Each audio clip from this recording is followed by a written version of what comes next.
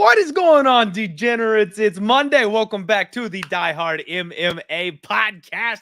We are breaking down UFC Louisville. Louisville. It's spelled Louisville, but I think it's pronounced Louisville. And we are going to get back on the horse. The very first thing you may have noticed when you turned on the video version, audio listeners, sorry, you're just missing out on my gorgeous face. But the video viewers have noticed I am not wearing the baby blue shirt. We did not win at UFC 302. In fact, a little bit the other direction.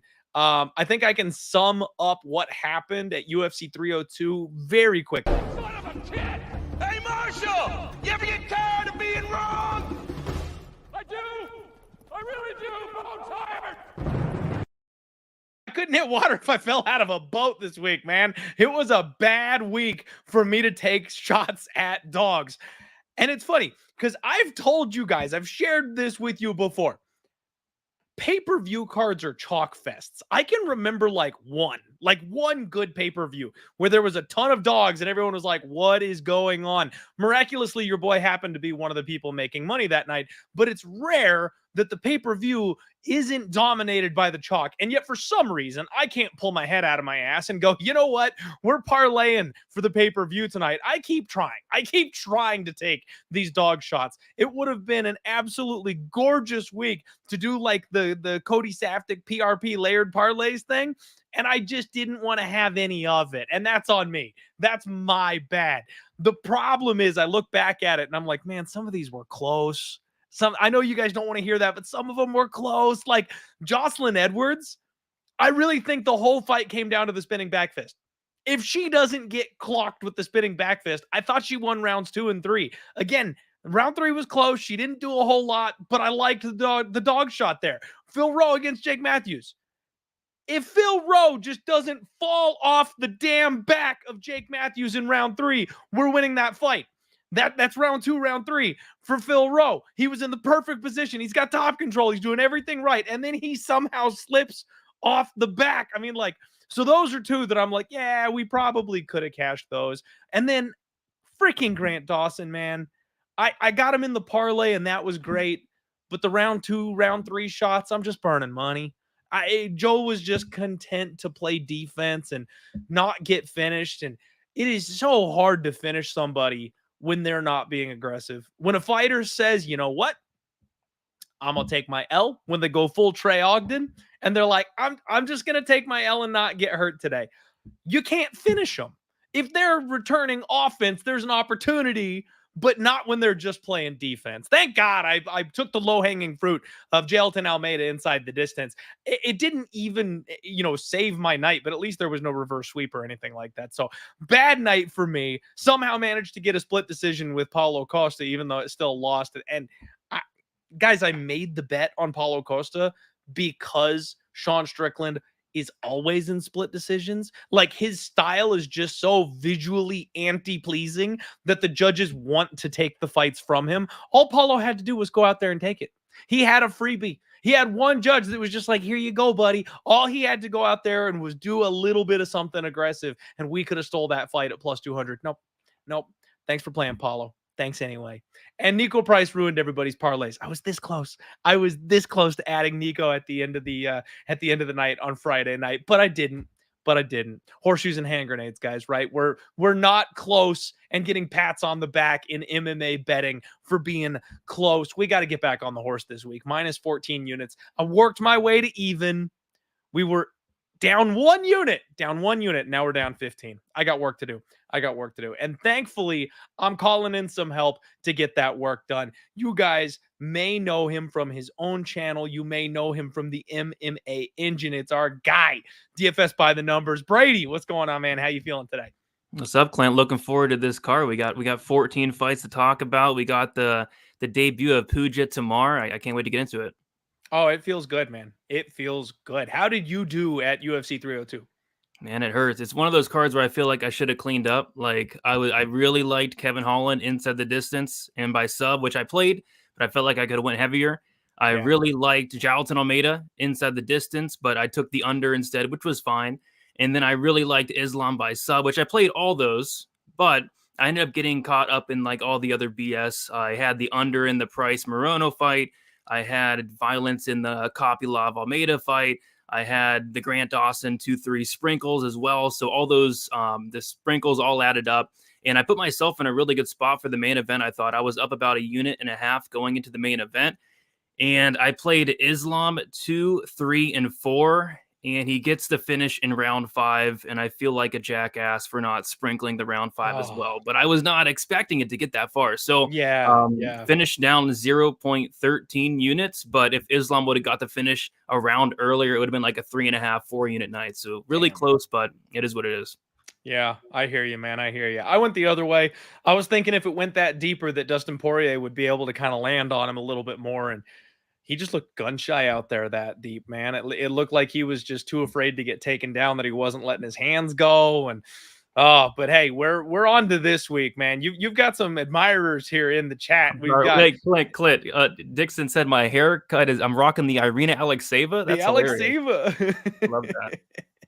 Oh, I love it. It's so true. It is so true. It's good shit. We've already got 236 live viewers, man. Thank you all so much for being here. Hey, this is the home of fight. Everybody do me a favor and hit the like button. We are going to go ahead and get into this card. We're going to leave that one in the trash behind us, and we're going to get going. We're going to make some money here this week, Brady. I can feel it. This card, if nothing else, is a fresh, stinky dumpster, man. There's going to be some finishes this week. No, 10-1 decisions and no finishes. This card is going to have some serious violence on it. And that, I think, is something that I am most looking forward to getting back on track.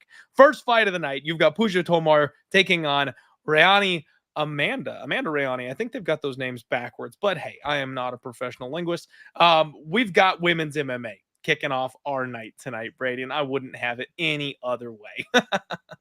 Man, this line actually, right out the gate, I'm having a tough time, man. Usually I know a couple of fights. We get a couple fights in before I'm like, help me. No, we are starting off with me just begging my co-host this week for help figuring this one out. Rayani seems like a fighter that has all the tools. She seems like she's got all the pieces.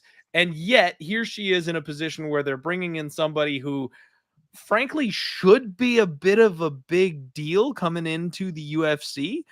Puja Tomar, 30 years old, 8-4, currently riding a 4-fight win streak, but she went 1-3 against the decent competition over there and won. Man, her last fight was honestly hysterical. The announcers were like talking about how these women are violent and how they've got bad intentions, and it's like they're doing everything they can to hype up these two women, Brady, and they're just walking in a circle. they're just staring at each other. Like neither of them is throwing anything. And, it's gonna be so violent. These two want to hurt each other, and they're just it was like, all right, boys, like I know you got a job to do, but come on now. Man, she is heavy on her feet. She does come forward with some blitz attacks, and it looks like she hits decently hard based on what I could see off of tape, but there's not a whole lot there, man. She's from India, and I think the reason I was saying is, maybe she should kind of be a bit of a big deal, is that seems to be a big thing for her. Like you look at her Instagram, and she's already tagged herself up that I believe she's the first. Now, okay, guys, don't cancel me. First and only IN female in the UFC. I think that's Indian, right? Am I wrong about that, Brady? Like, is she referring to the fact that she's the first and only Indian women WMMA fighter in the UFC, or what does IN stand for? I'm not sure. I'm not a doctor, but okay. I would think so. All right. I think that's what it is. So that's what we're going to roll with. Again, please don't cancel me if that's not correct. But, UFC signs the first ever Indian WMMA fighter.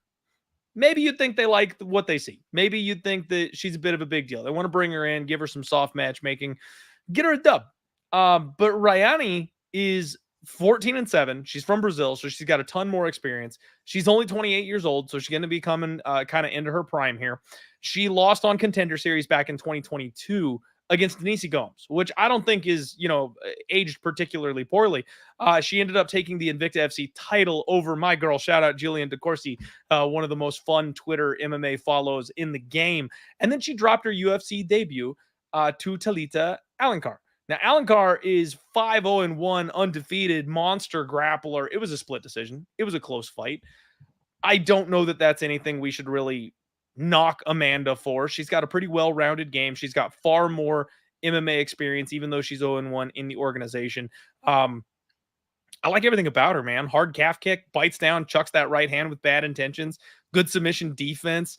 She's mean. She's one of these women's MMA fighters that I personally enjoy because she tries to get out there and hurt people. She's not looking to grind her way to a decision or anything like that. So it just feels weird to me, man. She's a decent sized favorite here in this spot. And I would feel like, I don't know, Tomar, what's Tomar doing here? I'm confused, Brady. What's going on with this fight, man? Yeah, I wonder if like the UFC was trying to get Tomar a win. And then they're like, okay, who can we give her? Let's give her somebody who's 0-2 on the Contender Series in Rayan Amanda. And she's still like Amanda's almost a minus 300 favorite now. So I think they may have tried to get her a win there, but I don't think it's happening, man. I mean, there's been a lot of talk whenever Tomar was first signed or whatever. Like everybody's like, oh, she's so terrible. She's so terrible. And I went and watched her, and I guess my expectations were really, really low because I'm like, hey, I mean, she's terrible, but she's not that terrible. Actually don't mind her striking. She throws with bad intentions. But I think the big problem in her game is going to be the ground game. Amanda is a black belt in BJJ, and it seems like any time Tomar has been put on her back, it's bad, man. So I feel like, yeah, maybe the UFC was trying to build her up, but, you know, this should be Amanda, and I think Amanda inside the distance. I think both fighters are mean on the feet and throw down. And then once Amanda does get the fight down to the mat, I think it should be one-way traffic. So I think the steam on Amanda is warranted. Am I going to be laying minus 280 on her? Probably not. But I think like an under could be interesting. Tomar's been finishing all 4 of her losses. So I think the ground game's super suspect. And I think Amanda might get a sub here.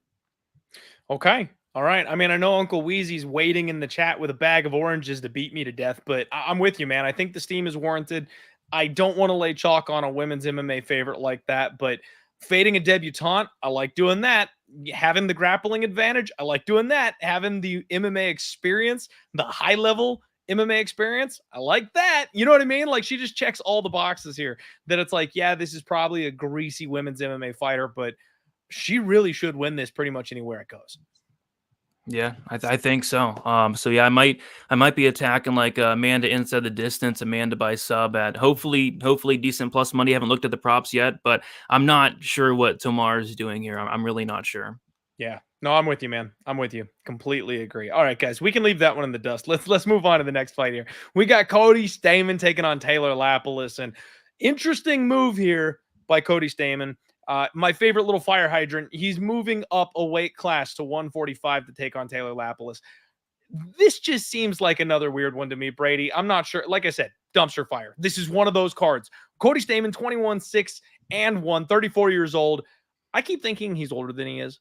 I for some reason in my brain, he's like a 38-year-old at this point. He's been fighting forever. 2-4 in his last 6. Very strong wrestler, a decision machine. Absolutely one of my favorite moments in MMA history was when Cody Stamann got a chip on his shoulder about his power. Everyone gave him shit about his power. He can't finish anybody. He can't knock anybody out. He never finishes fights. And then he gets matched up with Eddie Wineland and sparks him in 60 seconds. And he's like, who's got no power? I mean, that's like, damn, dude. Like, that's like me dunking on my daughter's basketball and being like, you know, the thing is like half my height and I can like slam it and just, who said I couldn't play ball? Like, man, of course you were going to knock out old ass Eddie Wineland. I'm sorry. I'm not trying to shit on you, Cody, but it's hilarious. See, he's not gotten a finish since then. That's the only finish that he's got in, I think since that's his only UFC finish.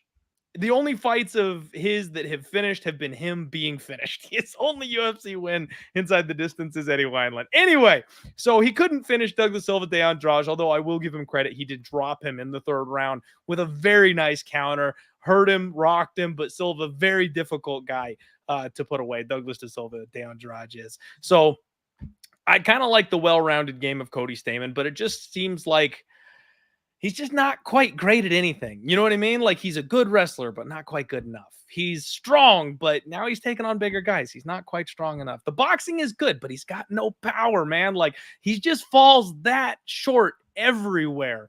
But now he's taking on Taylor Lapilus.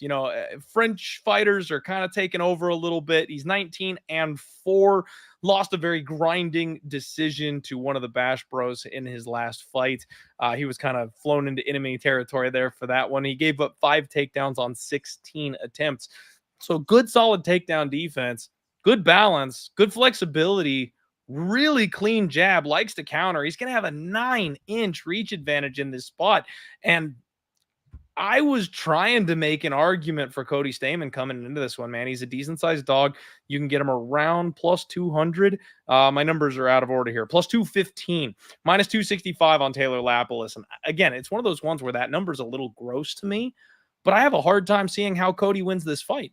It's going to have to be a decision. He's going to have to get takedowns. He won't be able to touch Lapilus when they're in boxing range. So how does he win? I feel like this line could be wider, frankly, Brady. What do you make of this one, man? Yeah, I'll tell you how he wins. Dave Torelli, Chris Lee, Sal D'Amato. That's how he wins, because I'm right there with you.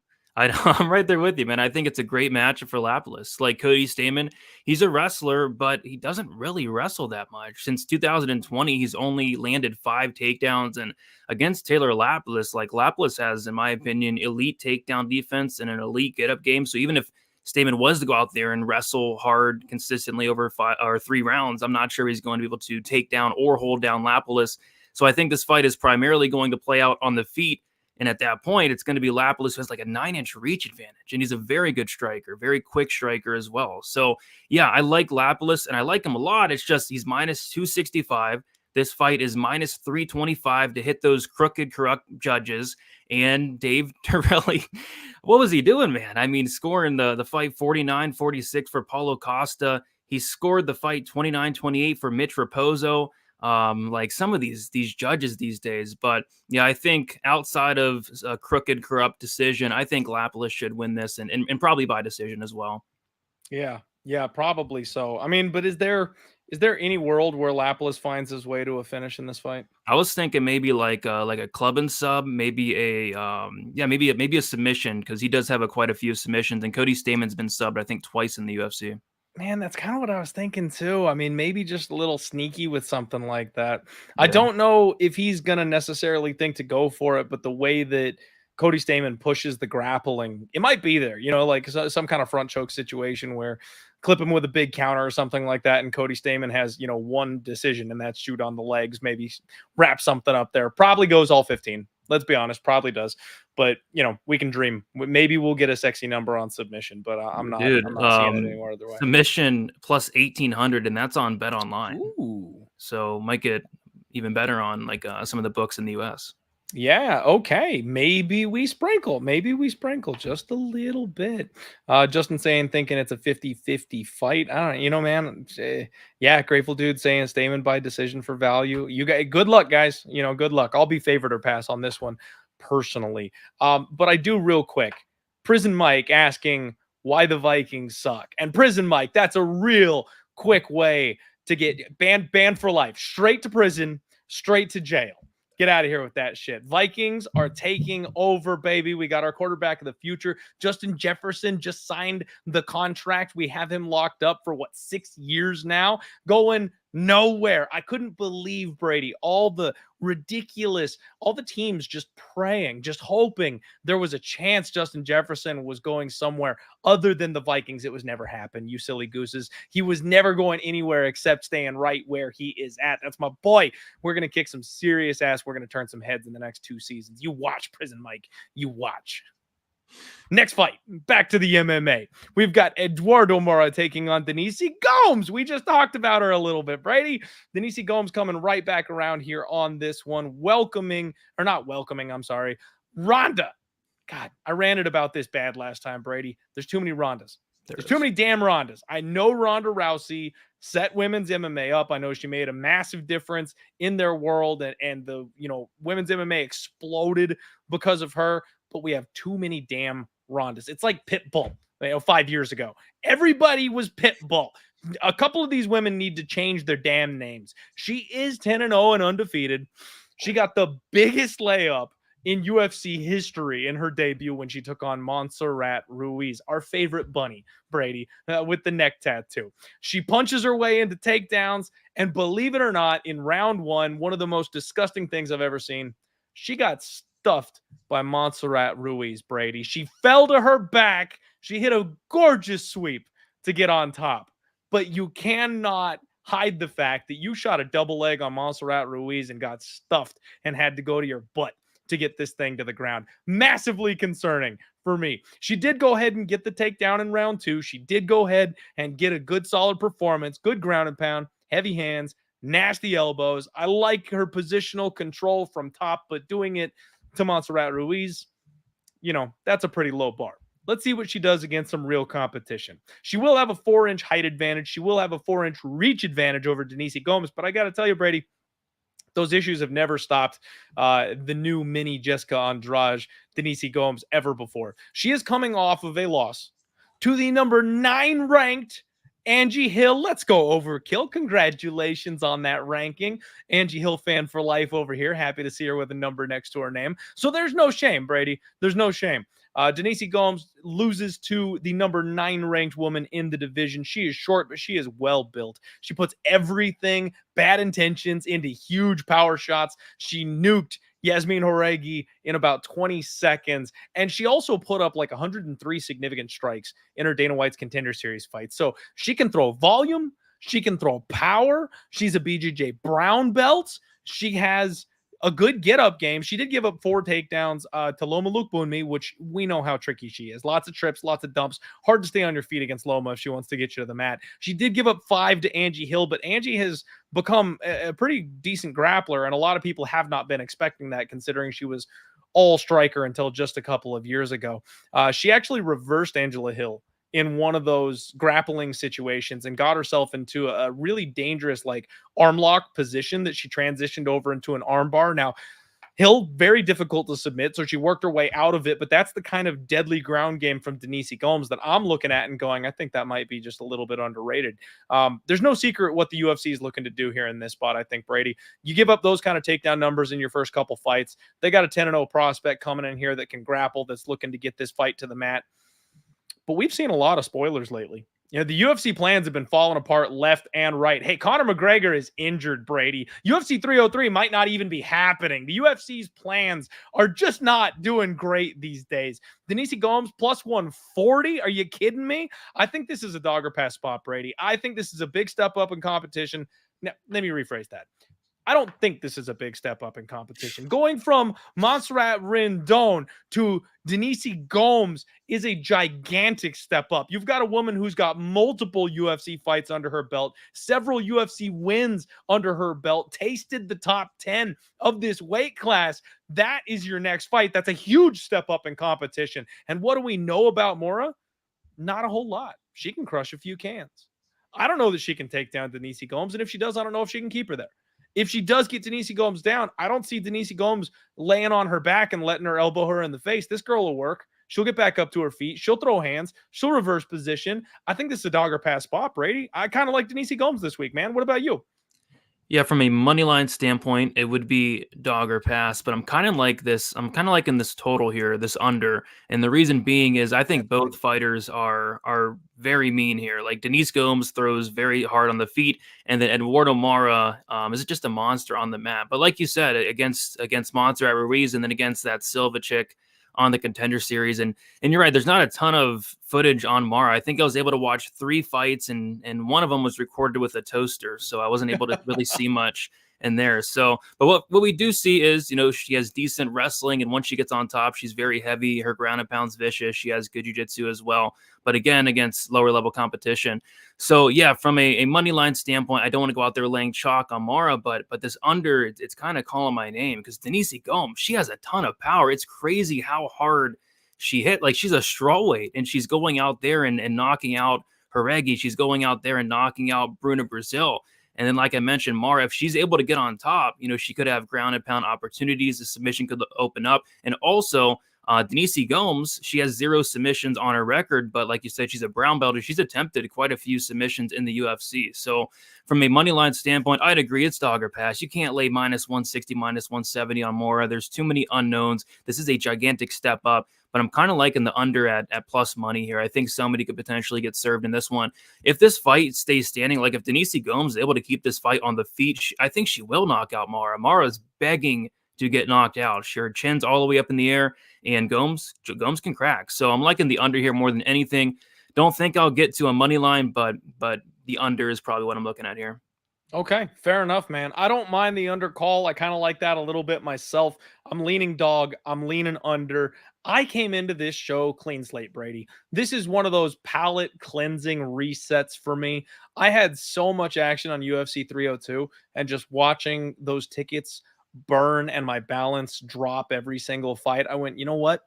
I'm not going to come out here with the minigun. I'm not going to rapid fire and make a whole bunch of bets. I'm going to talk to my boy Brady, and then we'll make some picks and we'll make some bets. I'm probably going to end up betting Denise Gomes. I'm probably going to end up looking hard at that under. I may join you in actually betting that under.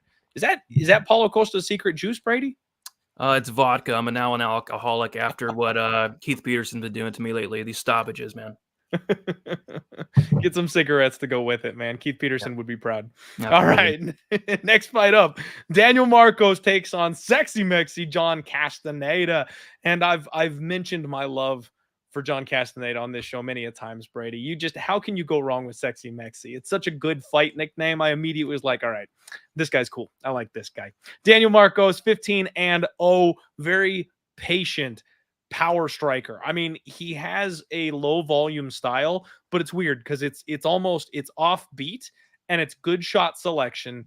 And even though it seems like he's pot shotting the whole time, he keeps it at a pace where he's not low volume. He's not doing the combos. He's not flurrying. He's not rapid, but he keeps a nice measured pace, and everything he does is hard. Everything he does is explosive, even down to like his jab or when he throws a lot of knees. Everything can hurt his opponent. It seems like he backs people up very quickly, man. He busted up Orichi Long in his last fight. I kind of second-guessed myself a little bit. I was like, man, Daniel Marcos, everyone's riding a little high. Round one, he let us know we shouldn't have second-guessed whatsoever. I mean, Orichi Long's face was completely busted up.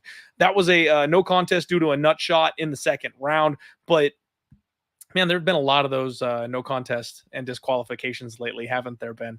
It seemed like he was pretty well beaten up and then got a little bit caught on the cup. And especially when we're talking junk, Brady, I'm never going to eye pokes and nut shots. I'm never going to question a man for saying, hey, I don't think I can continue in a fist fight when we're talking eye pokes and nut shots. But I think the writing was on the wall that Daniel Marcos was pretty heavily handed winning that fight. John Castaneda, 21-6. He's in a bit of a tough position here, man. 1-4 in his last 5. Very smooth hands, though. This guy is a good boxer. Lots of footwork, lots of side-to-side movement. He cuts angles very well. That snapping head kick that he's got comes out of nowhere. It is quick. He also has a very nice jab, and I do like the way that Castaneda works on the body of his opponents. He's also always live for that club and sub submission. He's very dangerous grappling, very opportunistic. He's going to have a 2-inch reach advantage in this spot.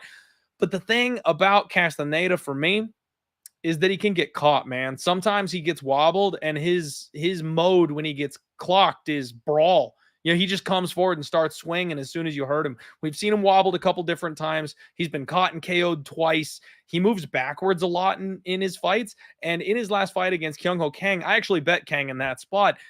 And Kang isn't a big hitter. He was eating so many counters, Brady. He was getting clipped left and right. I kind of feel like Kang figured him out, and a bigger hitter can probably hurt him and put him down in that kind of a spot. And that's really what I feel like Daniel Marcos is here. I am shocked, Brady. I'm shocked at this line. It's a pick'em. -110, both sides.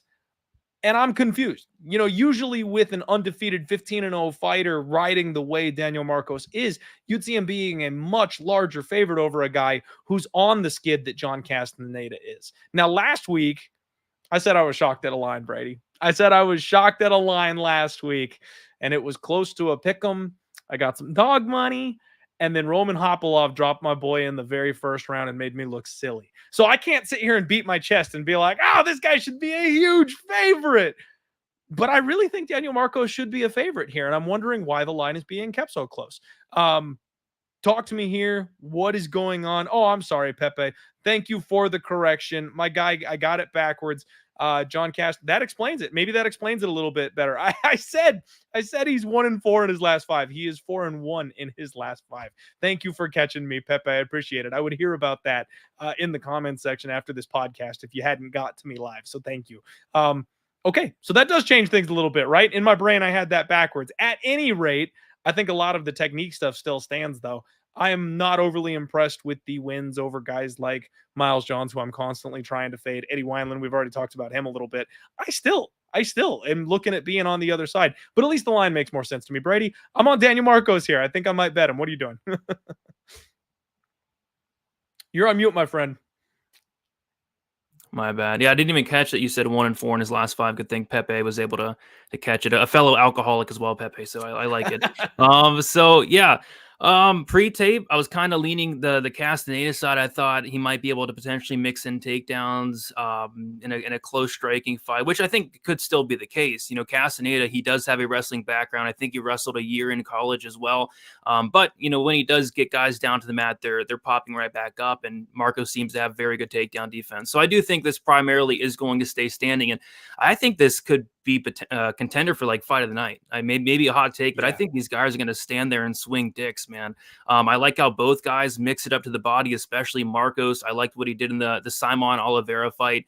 Just attacked that body and broke him and finished him in the second. And we've seen Castaneda broken before. We saw Daniel Santos go out there and break him in that second round with that nonstop pressure, nonstop body work, and ended up landing a big knee at the end of the second round and finishing him there. So yeah, I really like the striking of Marcos. I think if he can keep this upright, keep it on the feet, and I think he could potentially do the better work and maybe even find a finish here as well. Another under that I think is, you know, semi-interesting, and it's big plus money here, like plus 200 for the under 2.5. I think both guys have opportunities to finish here, but I'm with you in terms of I lean the Marcos side, not with a ton of confidence, but I think he'll get it done. Okay. All right. You and me are kind of feeling the same way there, and that makes me feel a little bit better. I am worried. My guy, All One Dream in the chat said that 80% of the Tapology picks are on Marcos, and I hate that shit. That's when the public is coming in with that kind of force, but the line is pick 'em, and the bookmakers are saying, no, it's a little closer than that, boys. That worries me. And it worries me even more that Pepe is saying he is large on Castaneda. That's terrifying. MMA line mover saying that Marcos is overrated, and that's potentially possible as well. We'll see, though, boys. We'll see. We'll see what I get to here on this spot. Brady, I got to tell you, I jump at shadows now these days, man. When everyone kind of agrees with me, I'm like, oh, that's not good. Yeah. I do not like it when the entire public is on the same side as me. It just feels bad. But hey, it worked at UFC 302. So we'll see what happens this week at UFC Louisville. All right, guys, we've already got 575 live viewers on the show. Thank you all for being here with us on the home of fight. I am joined by Brady DFS by the numbers, and make sure you support our guy. He puts on a wonderful show with another regular guest here, Uncle Weezy. Make sure you check those guys out. They're always coming to you on Stat Diggers on Sundays, and it's a great show to check out. Good information there as well. Next up, we've got Andrea KGB Lee, and she returns taking on Montana De La Rosa. And they're testing me, Brady. They're testing me. I swore that I would never, ever bet Andrea Lee again. You know, her last fight, man, I bet her, and I bet her extremely confidently. That's maybe a little tough. I didn't bet her extremely confidently. I bet her against Miranda Maverick. And I am not overly impressed with Maverick. I think she's strong. I think she's a decent grappler, and that's about the end of it for me. I think her ceiling is capped more than other people give her credit for. And I thought that Andrea Lee would be able to defend some of those takedowns, get up, and then she'd just have a massive advantage on the feet. Speed advantage, experience advantage, technique advantage. She got clocked once in the first round and was like, nope, ain't doing that again. And she threw punches at air for 15 minutes, Brady. Andrea Lee wanted nothing to do with Miranda Maverick. Now, she's been facing just a tough sledding who's who of the UFC. Lee is on a 4-fight losing skid. Viviane Araújo, Macy Barber, that went to a split decision. Natalia Silva, Miranda Maverick, and before that, Antonina Shevchenko, Cynthia Calvillo, those don't look so good now, but 2-3 years ago, those weren't bad fights to be taking and winning. So I bet her in her last fight, that did not go well, and she just looked like a shell of herself. But the UFC's given her a rematch in this spot. She's taking on Montana De La Rosa, someone who is dangerously close to becoming a 500 fighter. 12, 9, and 1. She is 29 years old, so you could say she's coming into her prime. But frankly, we haven't seen any improvements from Montana De La Rosa for the last 4 years, man. She did get a big ground and pound win over Ariane Lipski back in 2021 before Lipski learned how to stuff a takedown, and that's her path to victory. She's a decent offensive grappler, and she's got some mean ground and pound. She's tall. She's lanky. She's not really built like your common wrestler, but I feel like the wrestling is the best part of her entire game, and she just doesn't wrestle anymore, man. She doesn't shoot takedowns anymore. Now, granted, she was facing Tatiana Suarez and Macy Barber. I'm not going to knock her for not shooting takedowns against Tatiana Suarez, but she got beaten up on the feet by JJ Aldrich. She got boxed around the cage for 15 minutes by JJ. And she's taking Andrea Lee, who has notably poor takedown defense. That's always been the problem with her. She's got 55% takedown defense, does Lee, but her get-up game is good. And the last time they fought, Montana landed 5 takedowns, and then she got outlanded 73-14. I mean, like, it wasn't even close on the feet. She wanted nothing to do with Andrea Lee on the feet. Yes, Montana De La Rosa is taller. Yes, she is 6 years younger. But what's changed? What's changed between these two women in the last couple of years since the first time they fought, man? If Lee is not just 1,000% washed here, she can do the exact same thing she did last time. She's not scared of Montana De La Rosa on the feet. She will beat her there. It's a matter of can she stand up? And based on the last fight and what we've seen from De La Rosa recently, I think she can stand up. God help me, Brady. They're trying to make me put my money on Andrea KGB Lee again on Saturday, and I think I'm leaning that way. Talk some sense into me. Help me see the finish line. How do I make money here? I don't think I can help you on this one, man. I mean, for me, at least, this is the biggest pass on the card for me. I was looking at this fight, and I'm like, thinking about it, I'm like, man, I feel like I've seen these two fight before. I feel like I've broken down this fight before. And then I'm looking through and it's like, oh, they fought before. And I completely forgot, even though I probably broke down that fight a few times that week. But yeah, in that fight, it was back in 2019. Andrea Lee was able to mix in, or not Andrea Lee, Montana was able to mix in like 5 takedowns. Lee did a good job at getting back up. And on the feet, it was one-way traffic. So yeah, what has changed? I think Montana actually has improved her striking a little bit. It went from terrible to not good. So currently it's not good. And yeah, Andrea Lee is going to have the much better striking advantage here. For me, I'm just going to go the other way and say it's dog or pass. I think it's going to be close. I think it's going to go to decision. I mean, the fight is what? Minus 350 to go the distance. And yeah, I think it could be one of those fights where Montana gets some takedowns, gets some control time, because how could she not? Andrea Lee folds like a lawn chair anytime somebody tries to take her down. And then on the feet, I do think it's going to be one-way traffic there.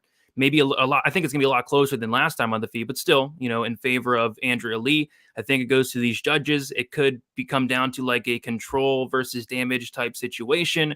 It could become a Torelli situation as well. So for me, I'm going to take De La Rosa to get some takedowns, control time, and win a decision, super close decision. I think whoever wins this is going to be close. So it's a dog or pass for me, but I'm not touching this one. I'm not even thinking about touching this one. I don't think. If anything, maybe the split. But I think the split might be chalk for this fight. I think it's a really close fight.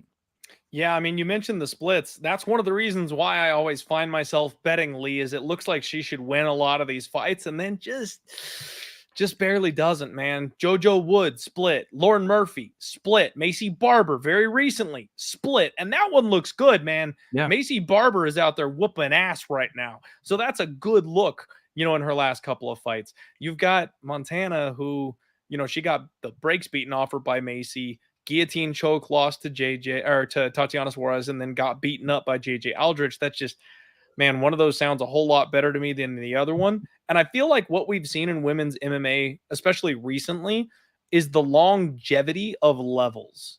You know what I mean? Like when you've got someone like a Holly Holm, for example, So just hang around. She can fight till she's 42. The young girls are nowhere near that caliber still. Like there's this weird thing that, when men get to their, 37, 38, 39, the young bucks are catching up and they're too fast and they're too strong.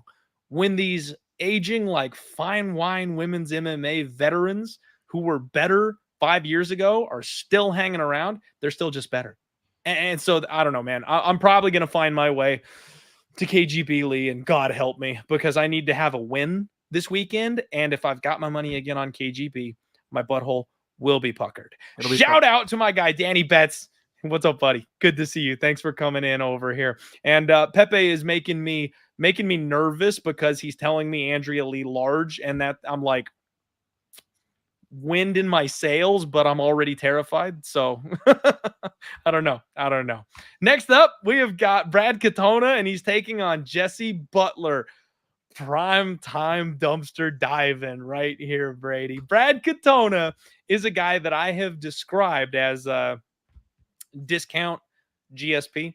And I don't mean he's anywhere near the level of the GOAT. It's not even discount GSP. It's like wish.com GSP. You already think you're getting discount GSP, and then you order it from Wish, and it looks a little funky and one of the eyes isn't looking the right direction. That's Brad Katona coming here into this spot. And God, I hope he doesn't have a lazy eye, because that's not what I meant by that joke. Man, Brad Katona is a huge favorite this weekend. I think he's the biggest favorite on the board, Brady. Minus 625. In this economy, what are we doing? Jesse Butler plus 455. And to some extent, because it's Jesse Butler, I can understand. Brad Katona is one of these guys that he knows how to win fights. He's 13-3. And he does exactly what he needs to do to win a fight. He's a thinker. He's a strategist. And I like that about him. He's tough. He's durable. He's well-rounded. If you give him a jab, he will take the jab. If you give him a single leg, he will take the single leg. If he can take you down and get on your back, he will do that too. He's a very good minute winner, solid wrestling, good jab. And I like the high fight IQ that we've seen from him. And frankly, the Armfield fight, that came out of left field for me. I wasn't expecting Armfield to beat him here in that last fight. I think I underestimated the kid just a little bit. But Jesse Butler, 12-5. This guy got nuked, absolutely nuked by Jim Miller in his UFC debut. He was coming in up a weight class, short notice, and that is what it is. But still, man, old man Lyme disease, Jim Miller. That was a highlight reel of all highlight reel KOs. You should not be getting done by Jim Miller like that at this stage of his career. He's moved over to Fortis MMA. Looks like he's training there. And what's interesting to me about this fight is he's going to be 4 inches taller. He has a 9-inch reach advantage, and he is dropping a weight class. So Jesse Butler, his entire career, has fought at 145. He comes into the UFC, short notice, takes the opportunity against Jim Miller. That's at 155. Takes off all this time, 2 years practically, had 2 canceled fights in between there, and he's going down to 135. It's interesting. I'm not sure what to make of this guy. I went back and watched some of his LFA tape, and man, he's a really bad grappler. He makes a lot of mistakes grappling, falls off positions, gives up his back. Like, I don't believe in Jesse Butler, Brady. I just don't. But minus 650 on Brad Katona, I would look at maybe like a Brad Katona by sub just to take advantage of some of those mistakes. I want to see Jesse Butler on the scales. I want to see what he looks like dropping down an extra weight class here. I know he's going to be massive, but I want to see if he's half dead going into the fight. I could see like a submission from Brad Katona, and especially if he goes in with a wrestling heavy game plan, he might make this look easy. Yeah, I think Brad Katona at minus 600 is hilarious, but he's fighting Jesse. He's fighting Jesse Butler. So I mean, what can you do? Yeah, it's funny you say that Jesse Butler's grappling is not good, because I think that's his base. But I agree with you. I don't think his grappling is good. He's getting reversed. He's getting taken down. He's getting controlled. He's getting put in dominant positions against lower level fighters. I'm not sure what he's doing in the UFC. So yeah, this should be Brad Katona all day, every day. And yeah, I guess the big question is, because I'm very confident Brad Katona wins this fight. I'm not sure how Butler wins. Is Butler going to knock him out? No. Is Butler going to submit him? Probably not. Is Butler going to win a decision? I highly doubt it. So yeah, I like Katona to win. It's just, does he finish? And that's the big question, because Brad Katona finishes absolutely nobody. But if he was to ever finish somebody, it would be a Jesse Butler who, for some reason, is cutting down to bantamweight for the first time. This guy's fought as high as like welterweight. I think he's a welterweight fight on his record. So yeah, I might be with you in terms of maybe a Katona inside the distance could be sneaky. Maybe a Katona 2-3 if Butler shows up looking terrible, or maybe Butler shows up and pulls in an Andre Lehman and weighs in at 140. We'll have to see. So this is one I have my eye on for the weigh-ins. I want to see, whether Butler makes weight or not.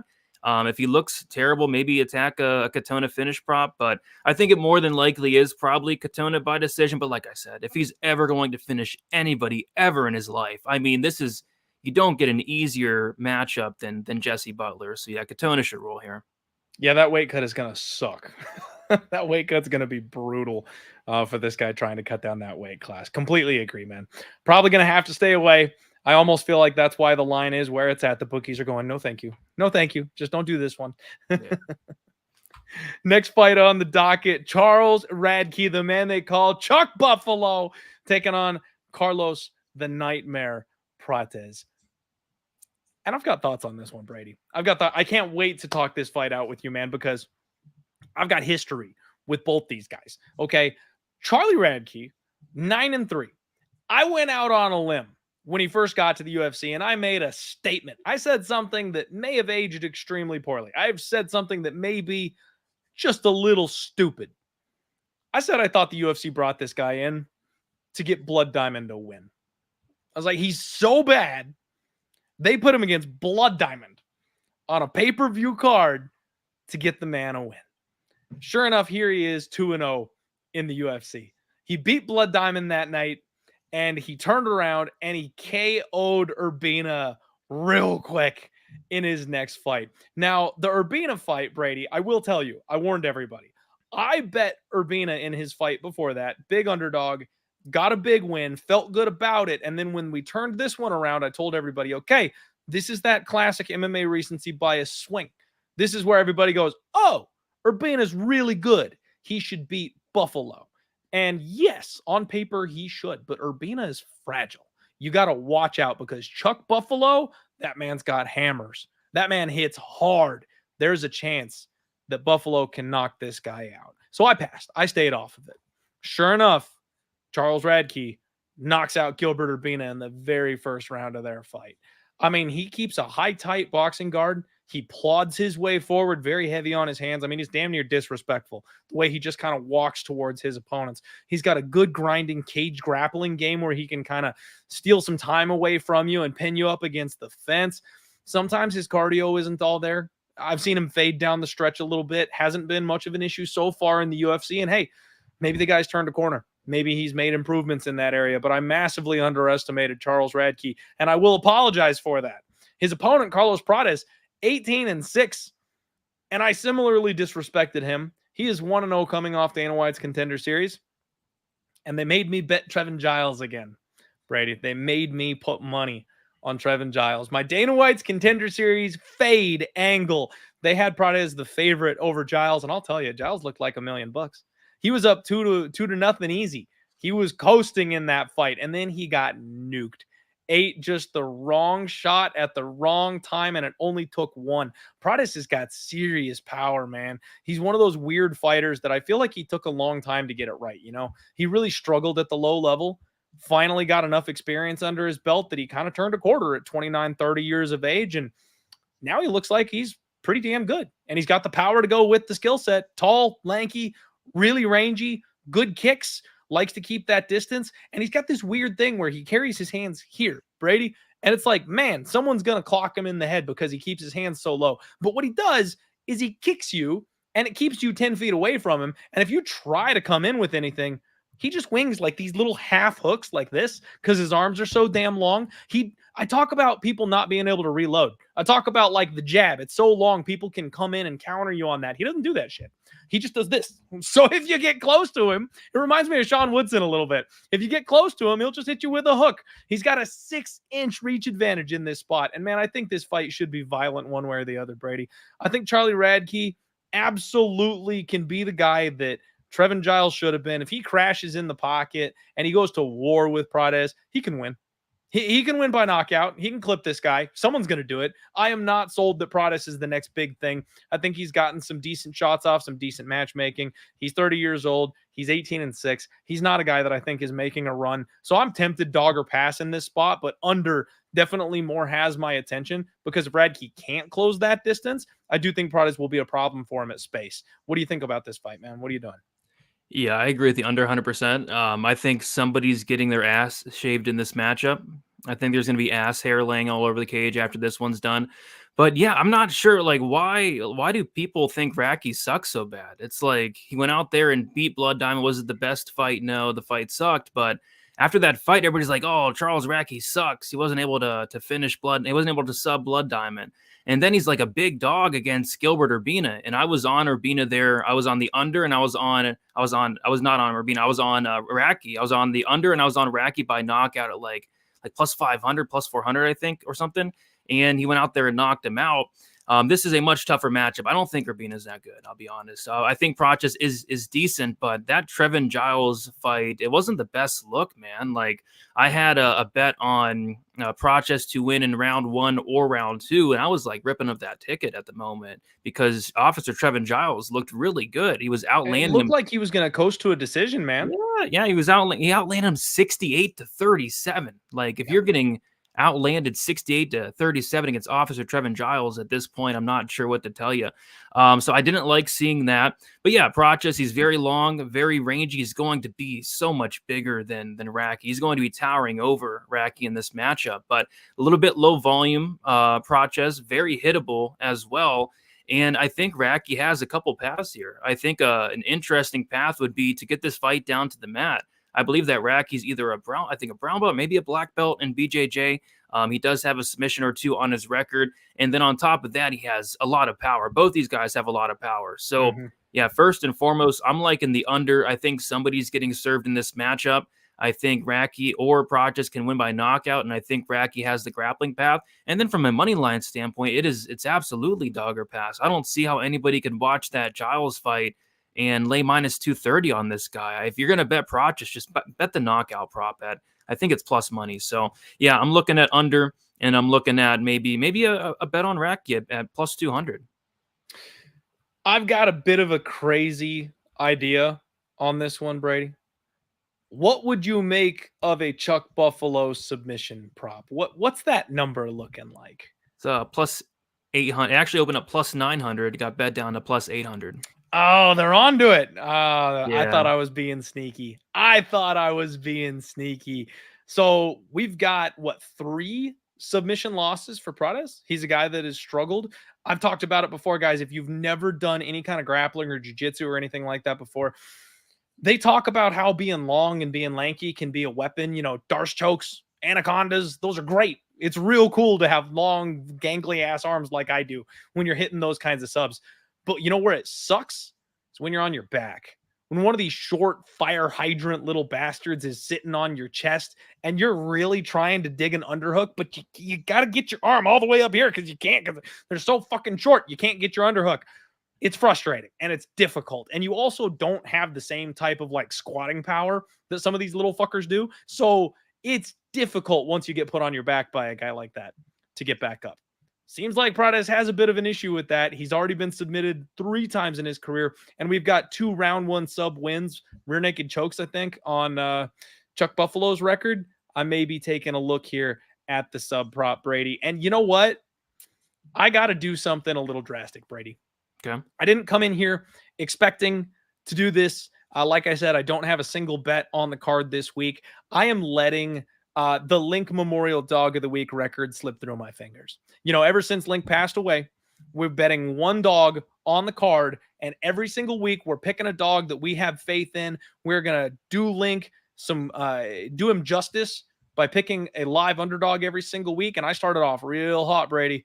And then I made the mistake of not making Anthony Smith my underdog of the week. Speaking of which, this right here is the Anthony Smith Lionheart submission memorial 14-1 shirt. The logo's on the back of it. It's awesome. I can't turn around to show it to you. Apparently, I can't get the chair to twist. Still being plugged in with my headphones and shit. At any rate, I was trying to figure out who's going to be my dog this week because I really think the dogs are super live on this card. You know, coming off a chalky pay-per-view, we're probably going to see a couple of these guys barking.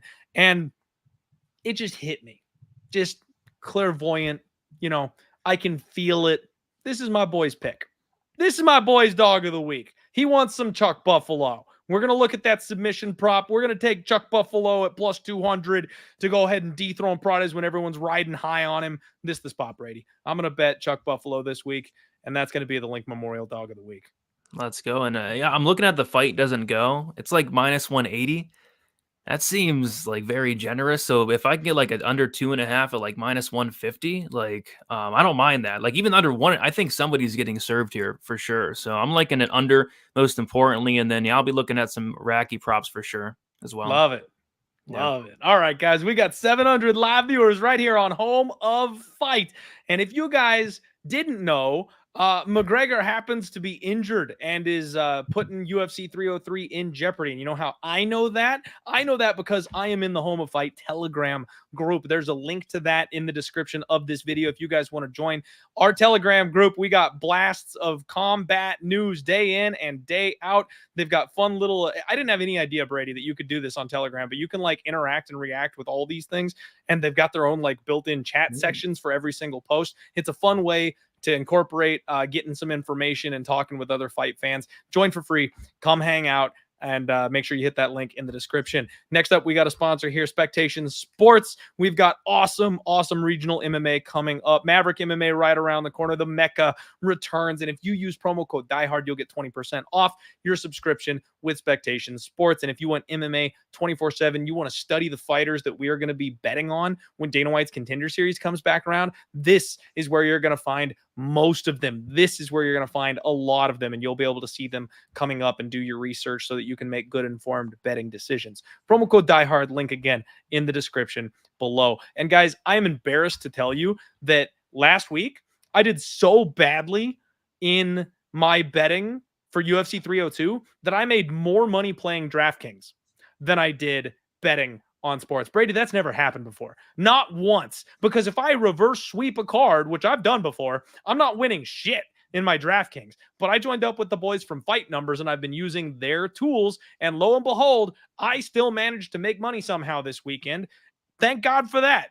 You guys can join Fight Numbers and promo code DIEHARD, or again, the link in the description below will get you a discount. They've got optimizer tools for daily fantasy. They've got this line shopper tool where you can see what the best line is at what book, where you can find it. It updates. And of course, some of the boys, like the guys here in the chat, Pepe himself, they've got picks that you can access and stuff like that. If you feel like you need a little bit of help and want to pay for some smart people to tell you where to put your money, check out Fight Numbers and use the link below. Finally, last but certainly not least, bet openly. We are on the final week of the gauntlet, ladies and gentlemen. We are giving away $600 in cash, money, prizes, and we got one week left for people to get to the top 3 of this contest. But if you're not in the contest, don't worry. We will run another one soon enough. In the meantime, you can save money betting on every single thing you put in, guys. My guy, Matty Betts, he put $10,000 on Dustin the Diamond Poirier this last week.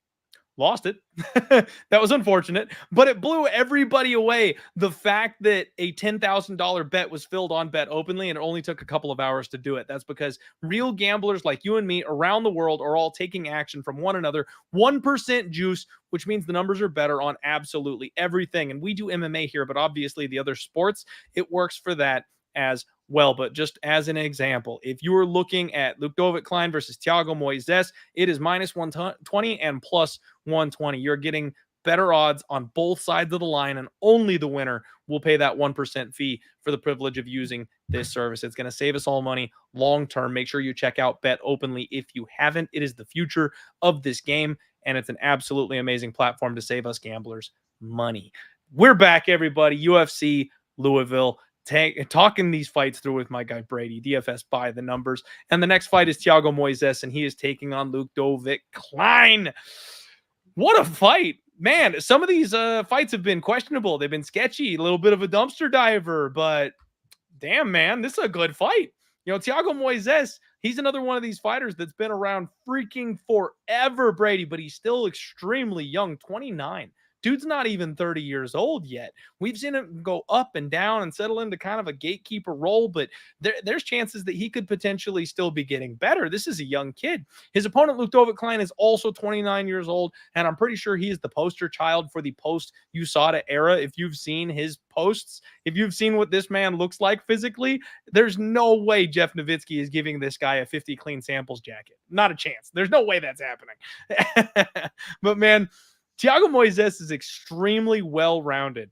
He's a BJJ black belt. He's got good boxing. He's actually a really good wrestler, which is rare for like the BJJ guys. Usually they struggle getting takedowns. That's where they can't get it to the floor where they've got the advantage. He doesn't have that problem. He's a very good wrestler, training over at ATT, good cardio, good fight IQ, seems to do well. The problem I've assessed with Thiago Moises, Brady, is that he struggles with more physical fighters than him. If he can't take you down and control you, he's up shit creek. Islam Makhachev, no shame in that. That's the champ. Took him to round 4 before he got tapped out. Not a bad look. But Yoel Alvarez got him in round 1. Benoit Saint-Denis got him in round 2. Like these big beastly guys, he has a real hard time with. But he's going to have a size advantage over Ludovit Klein this time. And Ludovit Klein is a guy that came in who was kind of a kickboxer and then learned how to grapple. And he's just so fucking strong. He takes people down and holds them there. And he can nuke people on the feet. But again, that size discrepancy. It's going to be a nice, refreshing change of pace for Thiago Moises to be a bigger individual than his opponent in the cage. Ludovit Klein is riding a nice little hot streak here. 4-0-1 in his last 5 fights. He does have a majority draw with Jai Herbert, which you got to think is a little concerning. Anybody who's going to a draw one way or the other with Jai Herbert, that's a notch down in my book personally here. AJ Cunningham beat the brakes off that poor kid in his last fight. Did a really good job of going to the body when he realized that AJ can eat as many headshots as you want him to, and he's just never going to go anywhere. So he switched it up and went down to the body. So good, solid, intelligent fight IQ from Ludovit Klein coming into this one here. Seems like he's streaking a little bit, man. But honestly, I'm tempted dog or pass in this spot again. I'm really interested in Thiago Moises this week just because I think he can hold his own on the feet. Obviously, I worry about the power of Ludovit Klein. You got to worry about those left side head kicks and body kicks and him just being out muscled or physical to get in this spot. But I think he's the better grappler. And I think he'll be able to win some of those wrestling and jiu-jitsu transitions because of being the slicker grappler. I did go back and rewatch the Mason Jones fight from back in 2022. And that's where I really thought Mason Jones was going to put it on Klein grappling. This guy's got good, solid takedown defense, and he made Jones pay for every single takedown attempt that he made. And again, that's kind of the blueprint for this fight. So that is a little bit concerning. This is rightfully a close to even money fight. I am leaning towards the dog. No bet at this time, Brady. What are you doing here? Yeah, I think it's a really good fight. I think this entire main card is really good. Like from a fan perspective, I think the UFC did a really good job in terms of this matchmaking. I'm actually leaning like the other side and in terms of the favorite in Klein, but not extremely confident. Like this is a thing like with Moises, he's going out there and he looks really good against these lower level guys, against like the Mitch Ramirez's, the Mel Costas, the Giagoses. And when he takes that step up, he's looking bad. He's getting finished. But his losses, Benoit Saint-Denis, no shame in that loss. Joel Alvarez, no shame in that loss. Islam Makhachev, Damir Ismagulov when Ismagulov was an absolute beast. And then Benil Dariush. Like those are all great losses. If he loses to Ludovit Klein, that's going to be his worst loss in the UFC, which is pretty interesting there. But stylistically, how I'm seeing this fight play out is Moises needs to get this fight down to the mat. I think Moises' striking is underrated. I think it has improved, but Ludovit Klein is going to be the better striker in this matchup, no doubt about that. And Klein does have very good takedown defense. He's very physically strong. He is on all the vitamins imaginable, and I struggle to see Moises being able to take him down. Klein does slow down a little bit as the fight goes on, though. We've seen that in the Nate Landwehr fight. Landwehr was able to take him down, break him, and eventually submit him, so maybe that could be a case here. But how I'm seeing the fight play out, Clint, is I think Klein's able to stuff the majority of these takedowns, keep it on the feet, and do the better work on the feet, maybe land some big shots and win a decision here. So I'm liking Klein. Not sure I'll get there from a betting perspective because I just don't have a great read on either of these guys, I think. Klein is somebody I was so high on coming into the UFC. I love this guy, and he went out there and in his debut got a knockout, but after that lost back-to-back fights against Michael Trizano, which is not a good look, and then Nate Landwehr. And since then, he's 4-0-1 But his wins come against AJ Cunningham, Ignacio Bahamondes, Mason Jones, and Devontae Smith, which 3 of those are good wins. One of those wins, I mean, that AJ Cunningham fight should not have been sanctioned. But I don't know. I'm going Klein here. I'm going Klein by decision. And I don't think I'll touch it, maybe unless the line improves. My God. Oh, Just, yeah. it's absolutely unreal how this guy is built right now. Yeah, man. Fair enough.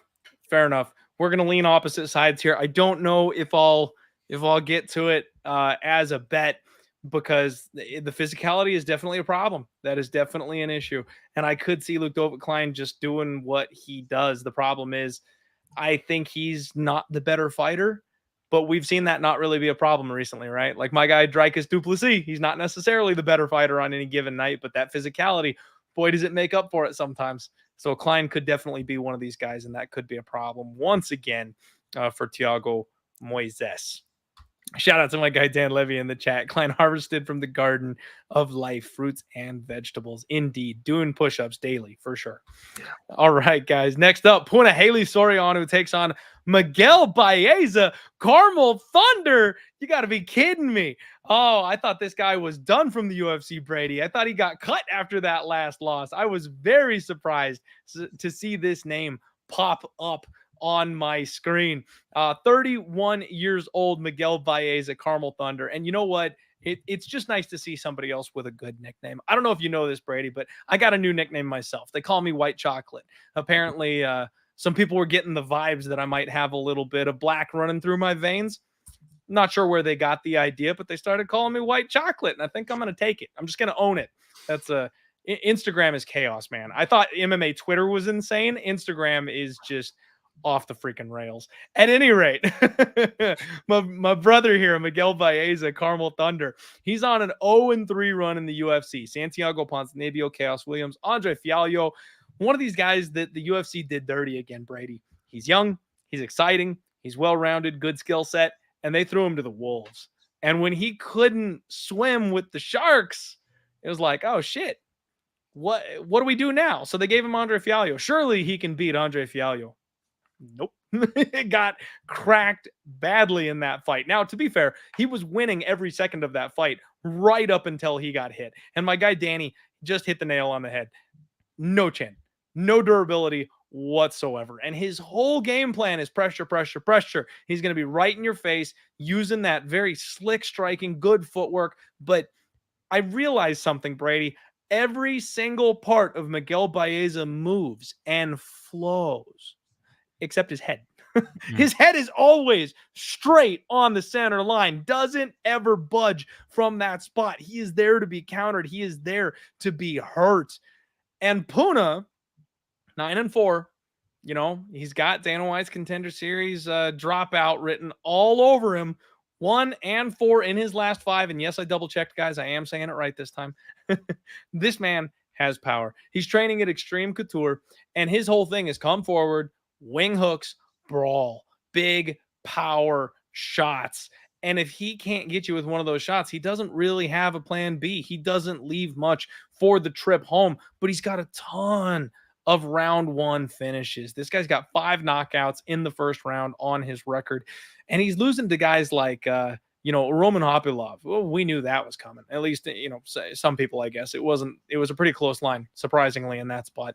The Dustin Stoltzfus win actually kind of, I bet Dustin, I think, that night, or at least I said it was dog or pass, but like he was a big favorite, -300 over Dustin, and ended up getting taken down and tapped out in that fight. So very disappointing there. He's got some wrestling chops, but it's not super high level. Man, it's a tough spot for me because by all accounts, Miguel Baeza should win this fight, but that durability can rear its ugly head at any point in time.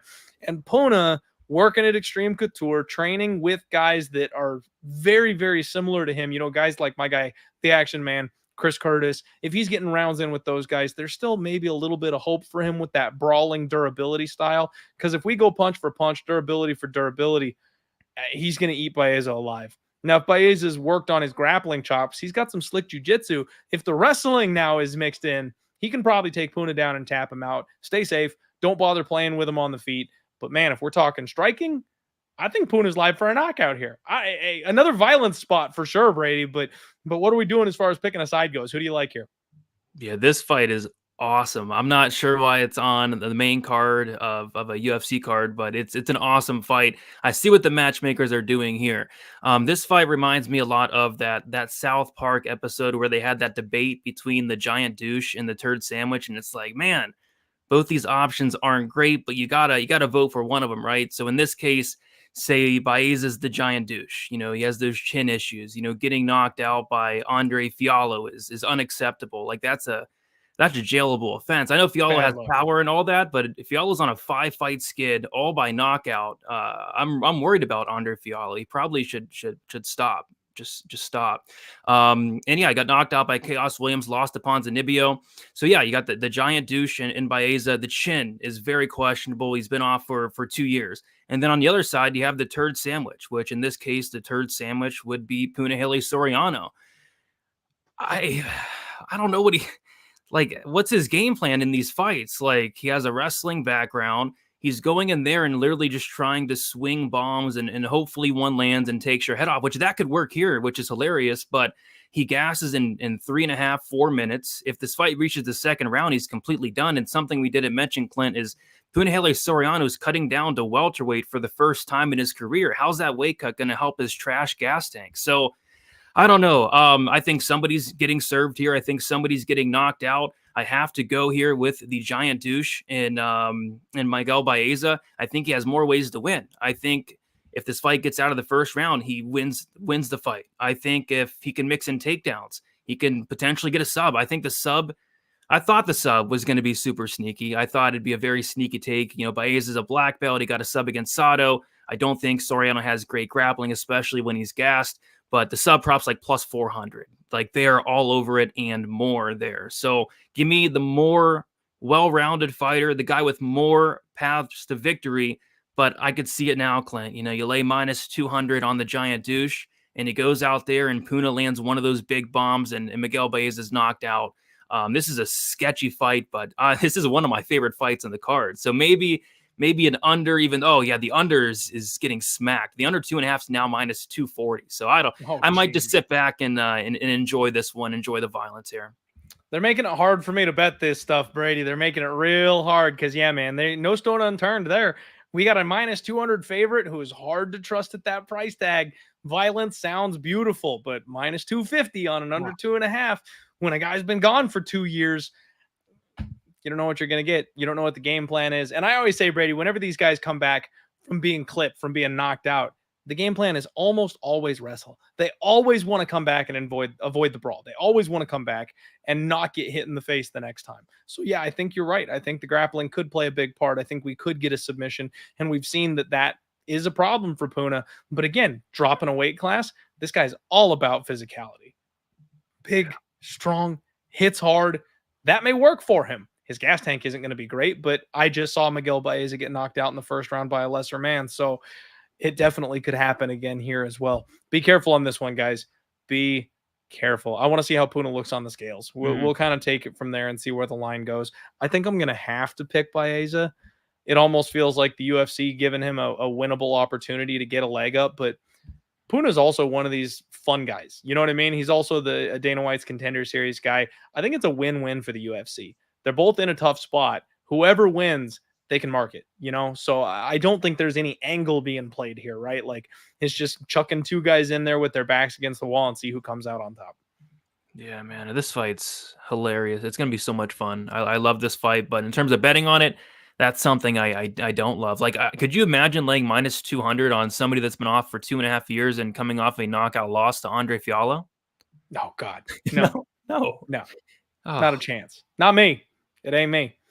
All right, guys. Next up, Julian Marquez takes on Zach Reese. Oh, and Brady I was having a bad day, man. The walk of shame, the Sunday following a giant L like I took at UFC 302, it's tough, man. You got to pick yourself up and you got to stare at fights again. I had some drinks. I was at the DraftKings Sportsbook. I was having a good-ass time even though I was losing, and I was exhausted yesterday, and I had to study for this show. I had to know what I was talking about so I could give you guys some information, and I was just dragging. It's like, man, I don't got it today. I'm not going to be able to pull this off. And then I got to this fight and I went, Zach Reese, I know that name. You know why I know that name? Because Cody freaking Brundage, baby. They called me insane, Brady. They said I'd lost my mind. And I told you all that this guy was a fraud and that Cody Brundage and the UFC experience that he had accumulated was going to be the difference here. We have seen Zach Reese smoke people. His longest fight was like 4 minutes. He had never once tasted any type of adversity, and he's armbarring people on the regional scene. That shit don't fly in the UFC. I was talking about this over the weekend. When was the last time we saw an armbar in men's MMA? Like, Muniz did it a couple fights ago. It was like maybe almost a year ago at this point. And Kevin Holland's armbar, those are the only two I can remember, Brady. Can you recall any other arm bars recently? Yeah, I think there's one in the Serkinov-Turman fight. Oh, okay. All right. Maybe you're right. At any rate, that's one hand, right? Like there are not that many arm bars in men's MMA. It is a tough thing to do these days because the defense is better, they're stronger, and it doesn't take a big adjustment to make sure that shit don't work. So it's hard to pull off. This guy's arm bar and shit, it ain't working in the UFC. That's not gonna fly. So he's taller, he's longer, he's got all these to shout out my guy Liam Picks Fights, the anthropomorphic advantages. That's hard to say, Liam. How do you do that every week? And then he just ends up on his back. I don't think that's a good game plan. You know, Julian Marquez, he's 9-4, he's 34 years old. Again, the concern with him is that he's really been beat up lately. I think the durability is going to be a huge problem for Julian Marquez. And I don't want to be mean. You know, he's always been kind of one of these mid-tier type of guys. You look at the guys that he's beaten. Sam Alvey, Maki Pitolo, Darren Stewart. Like, he's been the guy that's been tough and will out-bang you, right? Like, we'll go chin for chin. I'm a little better. I hit a little harder. I'm a little tougher. That's Julian Marquez. He lost a split decision to Alessio Di Chirico. That's a bad look. You know, Gregory Rodriguez, I know the guy looks great right now, and he's been doing real well, but he got smoked in that fight. In fact, he got finished like twice. The referees really wanted to see a dead body the last two Julian Marquez fights. The Andre Barrial fight, Brady, is the real one for me. Is the real tough one here for me. That's a bad look. Like, Marc-Andre Barrial is not a guy that should really be finishing people, especially with his hands. He's a cardio machine, and yeah, he'll break and melt people, you know, down the stretch in the fight. But he turned the tables on Julian Marquez so fast, so quick, and he had no response. He was covering up. He was shelled up. He was getting beat on. I don't like the last two fights for a 34-year-old. But Zach Reese is a guy that gets knocked over by a gust of wind. You know, he's only got 7 professional MMA fights, and he doesn't even have 15 minutes of accrued cage time at this point. There's a massive edge in experience for Julian Marquez. And from what I've seen, Marquez is actually an Arizona boy now. He moved out here and he started training with the MMA lab, which I think is a great landing spot for him, a good gym, good game plans, good supplements from what we've seen. I think he's going to be in better shape. I think he's going to be better trained. I think he's going to be very focused, and he's working with the main eventer in this spot, Cannonier. Like, you can't ask for a much better situation for him coming into this fight against a guy that is potentially a fraud that just kind of shouldn't be here. Close line, man. But I think I need to bet Julian Marquez this week. What are you doing here, Brady? Yeah, Pepe in the chat is saying Julian should be minus 250. And I agree, man. I mean, I don't know. I was watching Zachary's fights, and he's fighting like the worst competition you've ever seen. Like, outside of the Brundage fight, like, he's going out there and just beating these bums. And yeah, I'm not sure what his game plan in this fight's going to be, because like you said, like his game plan is what? Getting taken down and getting an armbar from your back. Like, on the feet, his striking has a long way to go, and he can improve. He certainly can improve, but I think he has a long way to go in the striking. I think Julian Marquez is the much better striker.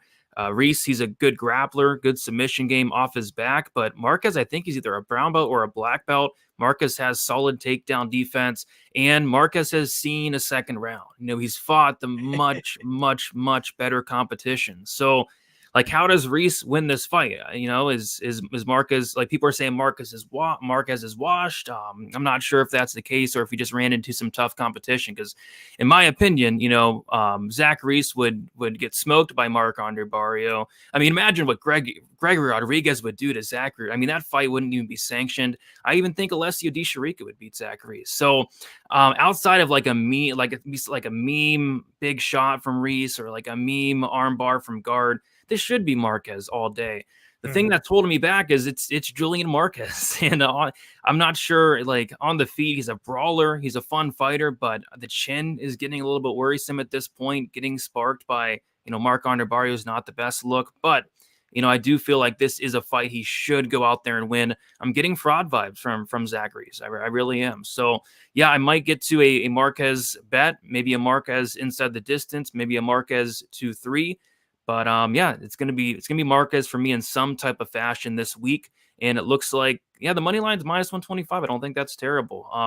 Outside of like a meme-ish situation in the first couple minutes, you know, I think Marquez gets it done. Okay. I do agree with you. That number is on the move. It looks like we're not the only ones thinking that Julian Marquez is the side this week. And shout out Julian. I was actually going to do like an interview with him. He shouted out like he was looking for Arizona podcasters and stuff like that when he moved out here. And I chatted with him briefly and was going to try and talk to him. But then I told him it was a gambling show. And, you know, with the history with the whole James Krause situation in the gym, he was like, you know, man, I think I'm going to sit this one out, which I completely understand. And, you know, probably a good life choice for Julian Marquez. Yeah, so we can see good decision-making already from Julian Marquez. So, yeah, he was, he's doing a podcast with Kendra Luss. So shout out to him. Yeah, indeed. Shout out to him. All right, we're all going to be team Marquez here in this spot this week, I think, man. I think there's going to be a lot of us in that boat. So it's going to be up to Zachary Reese to prove us wrong. Yeah, if he gets armbarred from guard, I'm breaking my TV. Oh, please, God, no. Oh, no, anything but that. All right, everybody. Brunno Ferreira, the Brazilian Hulk, takes on Dustin Stoltzfus, one of my guys, Brady, one of my mangy mutts, one of my scrappy underdogs that nobody likes. I've been a Dustin Stoltzfus guy since he made it to the UFC.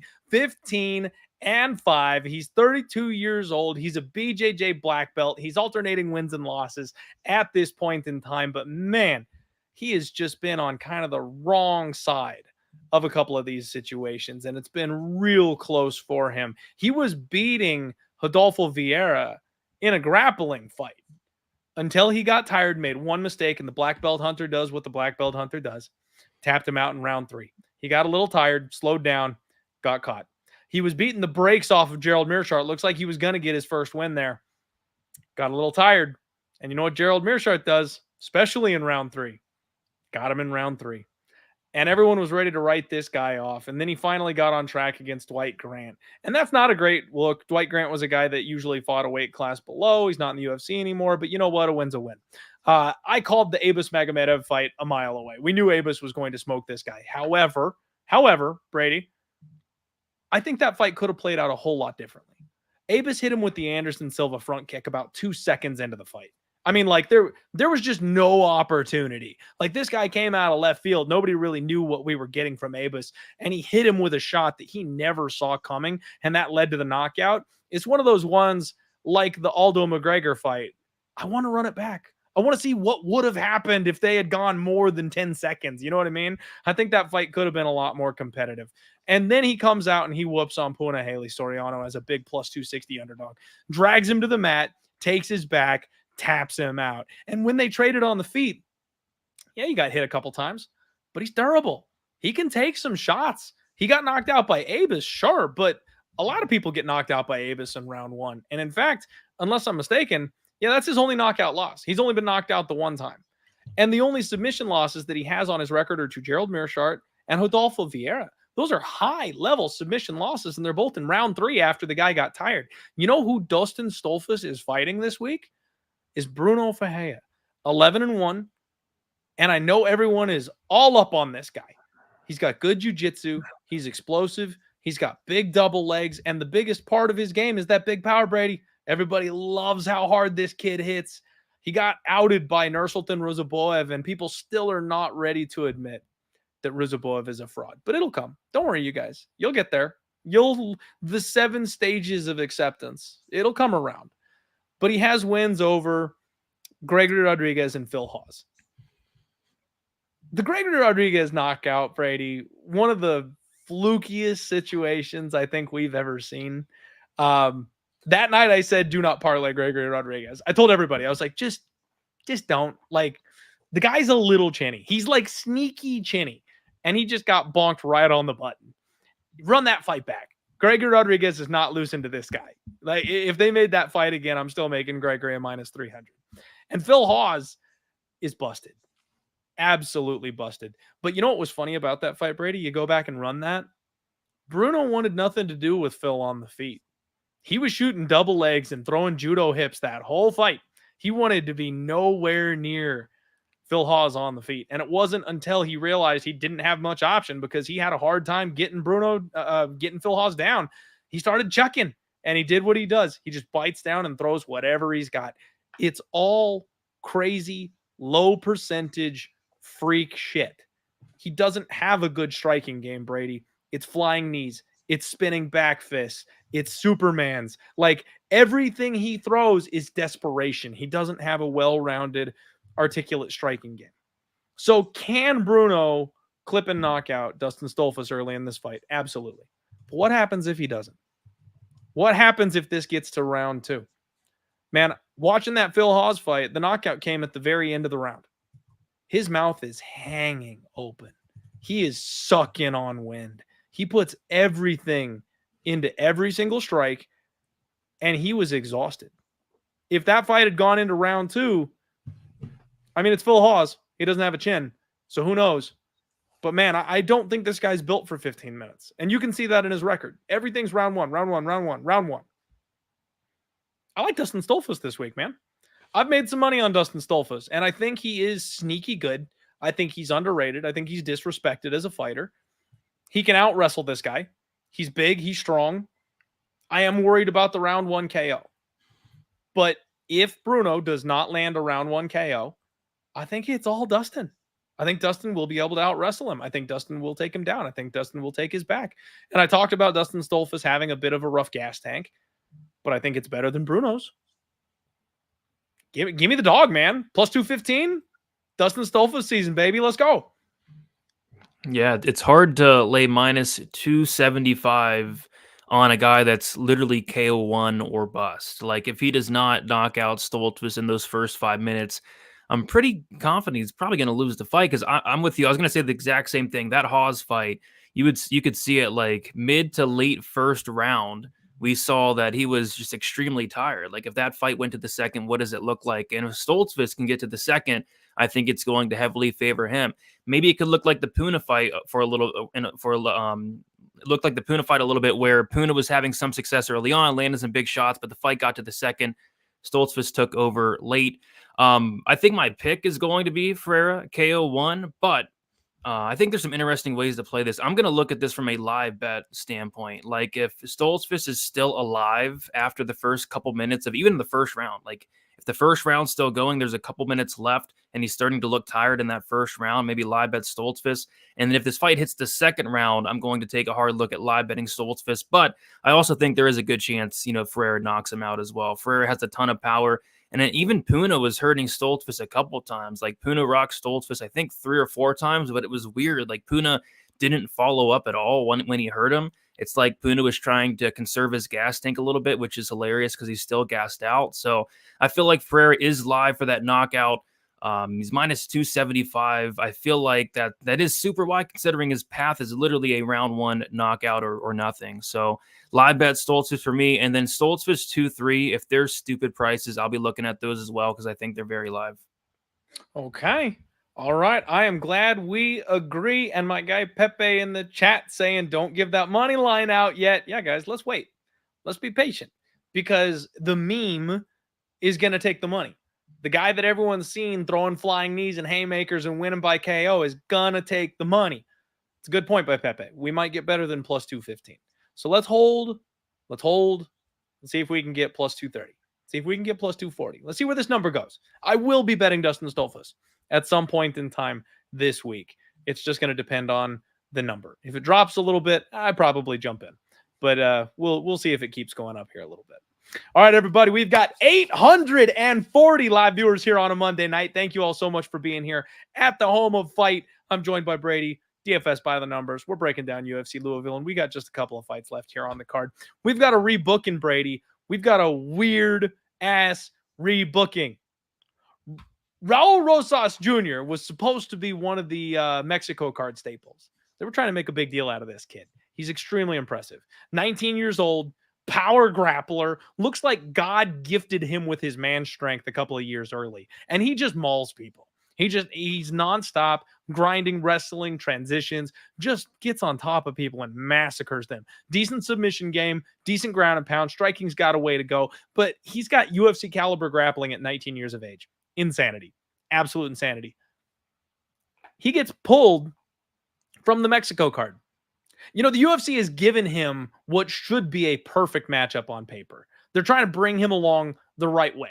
He already got exposed by my guy, Christian Rodriguez, the one time. They don't want to risk that happening again.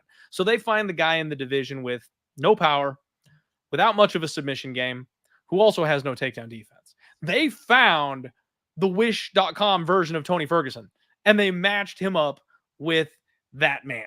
So we have got Raul Rosas Jr. taking on Ricky Turcios this weekend. But for some reason, he didn't get cleared to fight on the Mexico card. Now, the speculation, the gamblers want to say that it's because of the elevation. The fact that that fight was going to be at elevation and there was going to be a vast cardio discrepancy between Raul and his opponent, maybe that's why he didn't get cleared for the fight. Maybe that's why he got pulled from the card. The other thought is that maybe it was because he got grounded. You know, his dad said that, you live in my house, my rules. They caught him on video on a Ring camera, dashing and leaving poop on somebody's doorstep. You got grounded. I don't care if you're a UFC fighter. Not in my house, son. I'm not sure which one the real answer is, Brady. Who knows? But they rebooked the fight a couple months later, and we are not at elevation for this one.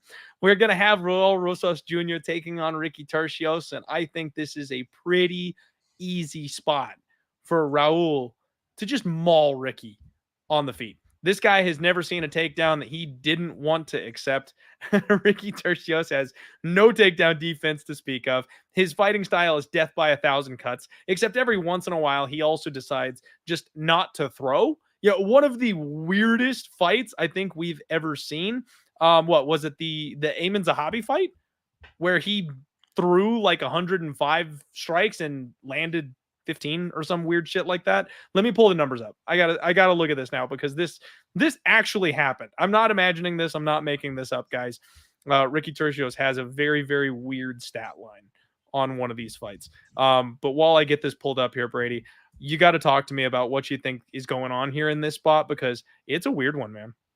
Yeah, I'll never forget that Ricky Turcios, Amin Zahabi fight because I remember talking about that fight and just hyping up Ricky Turcios from like a DraftKings perspective. I'm like, man, this guy, he throws so much significant strikes. He's going to go out there, put up a massive score.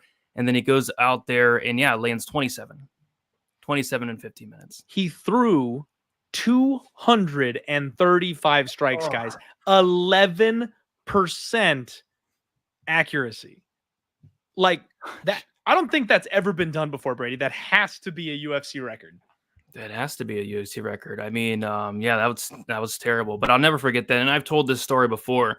It reminded me of like Ricky Turcios was going out there, and instead of like landing strikes against Zahabi, he was like, "Come on, come on, come on, come on!" And it reminded me of when I went to the strip club on my senior trip, and the stripper came up to me, and she was smacking her ass right in my face, and she was like, "Come on, come on, come on." And I only have like a couple bucks, I'm on senior trip. So I give her $1 and then she comes back up and she's like, come on, come on. So I give her another $1 and then she comes back up and she's like, come on, come on, come on, come on. And I give her another $1 and she comes back and I'm like, no, I'm not giving you any more money.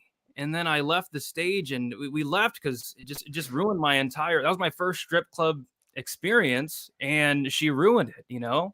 So yeah, come on, Ricky Turcios. But yeah, I'm not going to say much about this match. We talked about it before. It's Raul Rosas Jr.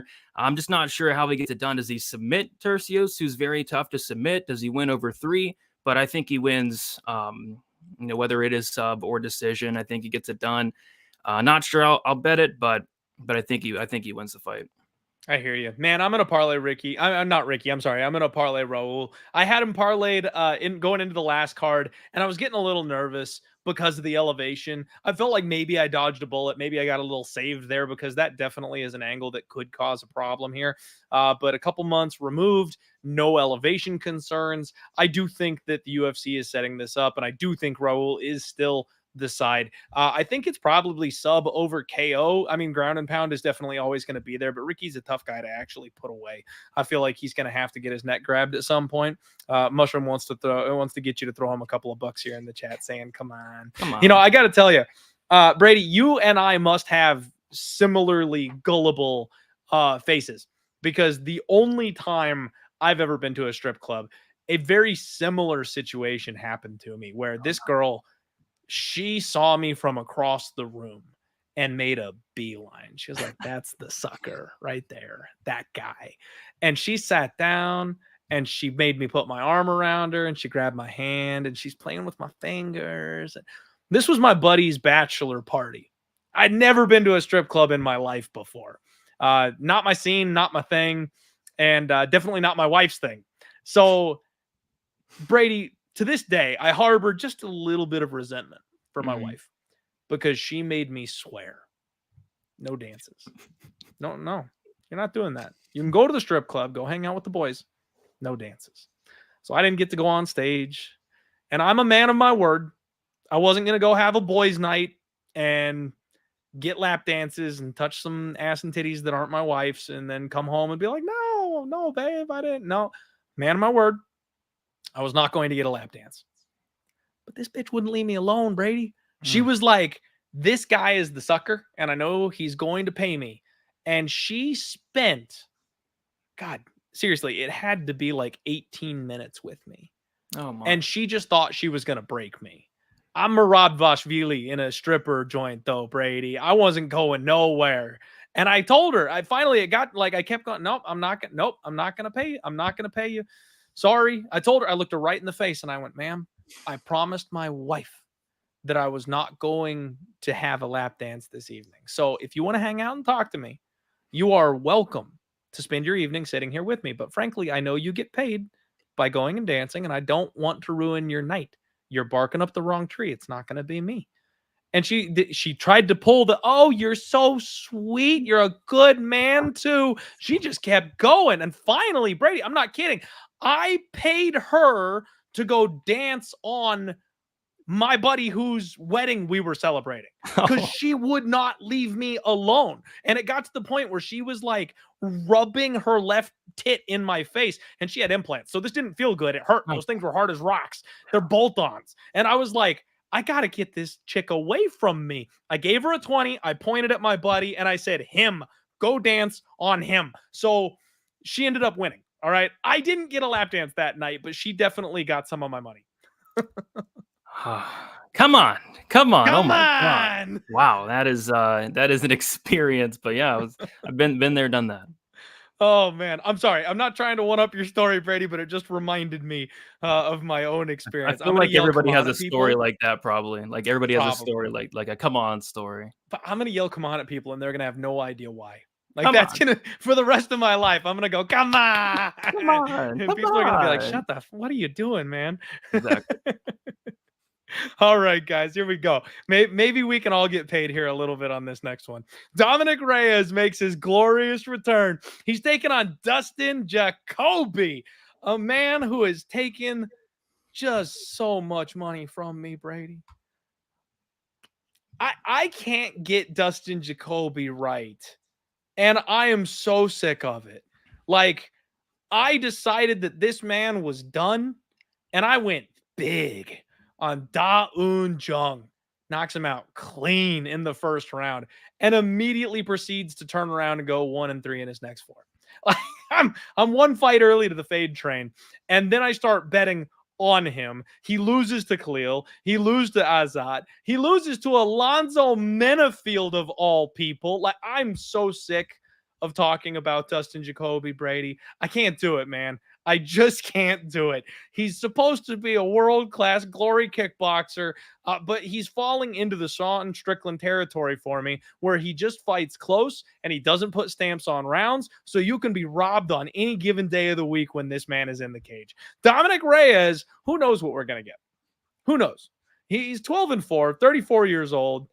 This guy arguably beat John Jones. And I say arguably because probably not, but he was so in that fight.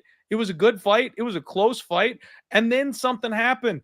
His body just completely failed him. He's never been the same since. Now, I credit Jan Blachowicz with having massive fight IQ for the way he finished him in that fight, going to the body the way he did. That was glorious. Cashed a beautiful ticket for me. Let's go Polish power, Jan Blachowicz. But then Yuri, man, you go back and you listen to the interviews. Yuri Prochazka told everybody after that fight that he was out cold. He was fighting on instinct. He got knocked out by Dominick Reyes and managed to like recover and come back around mid-spinning back fist when he was like in that fight on autopilot because he got hit so hard by Dom. And Yuri's Yuri. Like, he caught this guy and knocked him out. Another nail in the coffin. And we all know Ryan Spann, man. Ryan Spann round 1 or it doesn't happen. If he doesn't knock you out in the first round, Ryan Spann is not winning his fight. Period. Bar none. Over. End of argument. So you can kind of give like a little asterisk for a lot of these losses here for Dominick Reyes, because I think he probably is capable of beating Jan on his best day. I'll bet if they ran it back, he probably beats Ryan Spann. I would take Yuri over him any day of the week. I'll say that. But this is a pretty big step down. The concern is the failing body, the blood clots, the 2 years off. Like, what version of Dominick Reyes do we get coming into this fight? I want to say Dominick Reyes gets back on track, man. I really do. However, we've seen some of these broken fighters before. We've seen them come back, and they're just never the same ever again. I've been known to, drop 4 and 5 units a piece on guys like that and then look like a freaking idiot the next morning because I decided to go hard on a guy with massive question marks. And that's the Alexander Gustafsson fight that I'm referencing. People, if you forgot, I am fully willing to admit that I put way too much money on Gus and was pounding my chest saying he was going to come back and new man. Nope. Didn't happen. That's this spot exactly, man. I feel like I want to bet Dom. I want to take that leap of faith. I want to jump off the building one more time like I'm Assassin's Creed. Just hoping there's something soft on the ground down there to catch me. But I got to go small if I'm going to do it because there is no guarantee that he is not a shell of himself coming back into this fight. And if they fight closely, the way Dustin Jacoby's been beating me, he probably manages a split decision win and robs me one more time. But the plus 195 on Dom Reyes has my attention. What are you doing here, Brady? Yeah, it's gross. It's very gross. But I think, Dom Reyes is very, very alive in this fight. And me and Weezy were talking about this fight on Stat Diggers, and somebody commented and said, this kind of feels like Nico Price last week, where everybody thought, including me, Nico Price's chin is dust. This guy's going to get knocked out by a gust of wind eventually. And he went out there, pulled off the upset. I think it was like the only dog that came through it at 302. And it kind of feels like this year. It's like, oh, Dominick Reyes, his chin is completely dust. Is it? I mean, he got knocked out by Jan Blachowicz. That guy hits really hard. He got knocked out by Yuri Prochazka, spinning back elbow. That guy hits really hard. And he gets knocked out by Ryan Spann, which, do you like to see that? Absolutely not. That's a terrible loss, but Ryan Spann hits very hard. Dustin Jacoby doesn't hit really hard. He's more of a volume striker. He has some knockouts here or there against, Kennedy and Nzechukwu and Da Un Jung, but, Spann, Prochazka, and Blachowicz all have a lot more power than Dustin Jacoby. And it's one of those fights where I just don't see really in what world Dustin Jacoby looks minus 225 here. Like, I think at the very worst, it's going to be a close fight. Like, I could see this looking a little bit like the Roundtree fight, where it's a fight that Jacoby, I thought he won, but it's a fight where Jacoby was doing more in terms of the numbers, but it was Roundtree landing the bigger shots. I could see something like that happening here. Mm-hmm. So, yeah, I feel like this is a close fight, a lot closer than this line does indicate, but we're not we're not getting that. We're getting a big plus money number, and we're getting that because a lot of people think that Dominick Reyes is now a washed bum. Which is he? I'm not sure. Maybe he is a washed bum, but if he's not a washed bum, he's very, very live to win this fight. I had a nasty bet on Dustin Jacoby against Osmat Mirzakhanov, and he looked awful in that fight. Like, Dustin Jacoby looked washed in that fight. Just looked terrible, showed terrible fight IQ. Mirzakhanov gassed out after, a round and a half, and instead of Jacoby finishing him in the third round or trying to, he started trying to take him down. And then he knocks out Kennedy Nzechukwu, and then he loses a decision to Alonzo Menafield in a fight where he's doing the better work in terms of the minute winning, but gets dropped by Menafield. And speaking of getting it dropped, I mean, Jacoby's been dropped a lot in his fight. So, yeah, I don't trust either guy, but I don't trust Jacoby at minus 225. So it's gross, it's nasty, it's dirty, it's very dirty. Maybe like that stripper in my senior trip. But, come on, Brady. Come on. But I might take maybe a half unit shot on Dom Reyes. Why not? I like it. And we have got MMA punter in the chat telling me to put 4 units on Reyes. Man, sus. Like, the punter is telling me to put the 4 units on. Anybody else tell me to put the 4 units? Maybe we're considering it. But you're called MMA punter. Come on now. Pepe asking if I had Gus against John Jones in the rematch. I think I did. I think I was one of the suckers who fell for the close fight where John Jones was doing coke between, training sessions, and thought that maybe Gus could hang with him. So I might have, but honestly, man, that's too far back ago for me to really remember. I'm the biggest John Jones hater on the planet, so I wouldn't be surprised whatsoever if I did. I tried to bet against him, especially at the end of his run. I was trying to catch him for sure. One last note, guys. Dominick Reyes has moved camps, I believe. He's training with Curtis Razor Blades at Elevation Fight Team. And I do think that is probably a good move for him. I think he's got some sort of wrestling in his background, if memory serves correctly. He's a very athletic guy from before he got into his fighting. So maybe we see a bit of a change in his game plan coming into this one. And that might be something that benefits him here in this spot. So I do think a not toasted Dom can win by knockout. I do think a non-toasted Dom can probably win a decision. So multiple paths to victory on a guy that's near plus 200. Yeah, I'll probably want to get in on that just a little bit. I will roll the variance dice this week, Brady. There's lots of these mangy underdogs, and plus 200 underdogs on a pay-per-view card don't usually tend to do very well, but plus 200 dogs on a dumpster divey fight night card where none of the favorites should be this big of a favorite. Yeah. Maybe I'll be playing that. Yeah. All right, man. Let's go. Main event time, everybody. You know what? Everyone hit the like button for me. Share this bad boy on social media if you could. We're at 913 live viewers. Wow. We've never hit 1,000. 900 is a record. We've never hit 1,000, and I want it. On a shitty little dumpster divey trash dumpster bin card like tonight, I want to hit 1,000. Help me get there. Let's go. Let's do this damn thing. Let's go. Next up, you have got Jared Cannonier. He is taking on Nassourdine Imavov in the main event for UFC Louisville. And honestly, Brady, I have thoughts on this. Zelda has thoughts on this one apparently as well. Now, Bo cannot be trusted, by the way, everybody. I want to just tell you that. Bo made his first underdog pick, Dustin Poirier, last week, and he could not have been more wrong. So Bo is on probation. He's young. He's a pup. Okay, give him some time. He'll get there. But Zelda's had a pretty decent little track record lately. She is saying that Jared Cannonier is live in this spot. But let me tell you something. Jared Cannonier is Derrick Henry. Brady, I don't know how into football you are, but one of the things the last couple seasons is Derrick Henry. Yeah, he's good, but he's old. He's old. He's going to fall off. This is when running backs start to get old. They're not as effective. Derrick Henry just keeps running people's asses over and straight into the end zone. Just keeps on scoring touchdowns. I am not going to believe that he's old and busted until I see it with my own damn eyes. Jared Cannonier is 40 years old and he's Derrick Henry. You keep expecting this guy to be too old. You keep expecting this guy to fall off. Maybe he's not going to look so great in his next fight. He keeps putting up 120, 130 significant strikes. He keeps nuking people on the feet at 39, 40 years old. I'm not going to count on him to fall off, Brady. Until I see it with my own 2 damn eyes, I am not going to count on Jared Cannonier suddenly looking old in the cage, because he is defying that right now. Maybe it's the crystals.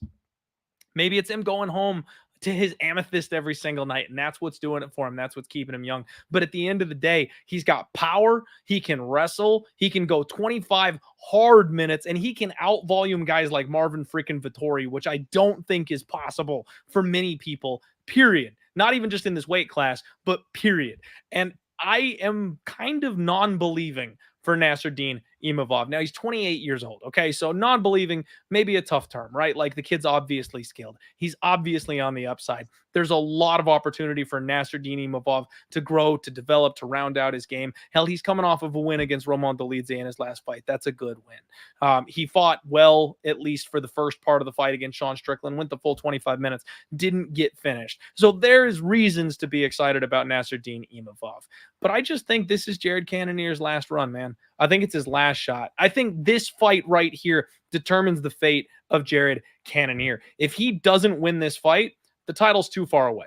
This man wants a crack at the title. He wants gold wrapped around his waist. That's his goal. He legitimately believes that he can be a champion in the UFC.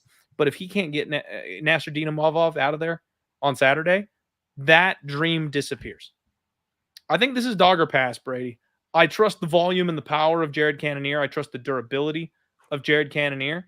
I think Nassourdine Imavov has had some gas tank issues. He gets tired when wrestling, which is probably his clearest path to victory for the most part. And if he tries to wrestle a guy that's as big and powerful as Jared Cannonier, I think it's going to wear him out. So I think this is going to look a lot like the Sean Strickland fight. And I think the volume and the power of Cannonier are going to be what kind of tip this fight over the edge. Now, it's a closely lined fight. You've got minus 130 on Imavov, plus 110 on Jared Cannonier. He is a short dog, but I think I'm just going to keep riding with him until he gives me a reason not to. And I haven't seen Jared Cannonier look old. He's won 4 of his last fights against very tough competition. He's training out of the MMA lab, which is a very good gym. He's got a win over Sean Strickland, who had gold in this weight class. And we've seen what that guy can do over 25 minutes. Split, close fight, whatever you want to call it. He went 25 minutes with Sean Strickland, did enough for the judges to think he won it. I think he can do the same thing again on Saturday against Nassourdine. I like Jared Cannonier. Yeah, after looking to this fight, I totally agree. I think Cannonier is a very live dog. It's like, yes, he's 40 years old, but you could argue like, you know, like a 39, 38, 40-year-old Jared Cannonier is like the best Cannonier we've ever seen. I mean, how about that Marvin Vettori performance last time out, landing 241 significant strikes against Marvin Vettori? Unreal. If it's anyone else other than Marvin Vettori, he probably gets a finish there. It's just Marvin Vettori has a brick for a head. Like, he hurt Marvin Vettori multiple times. I'm not sure how he didn't get him out of there.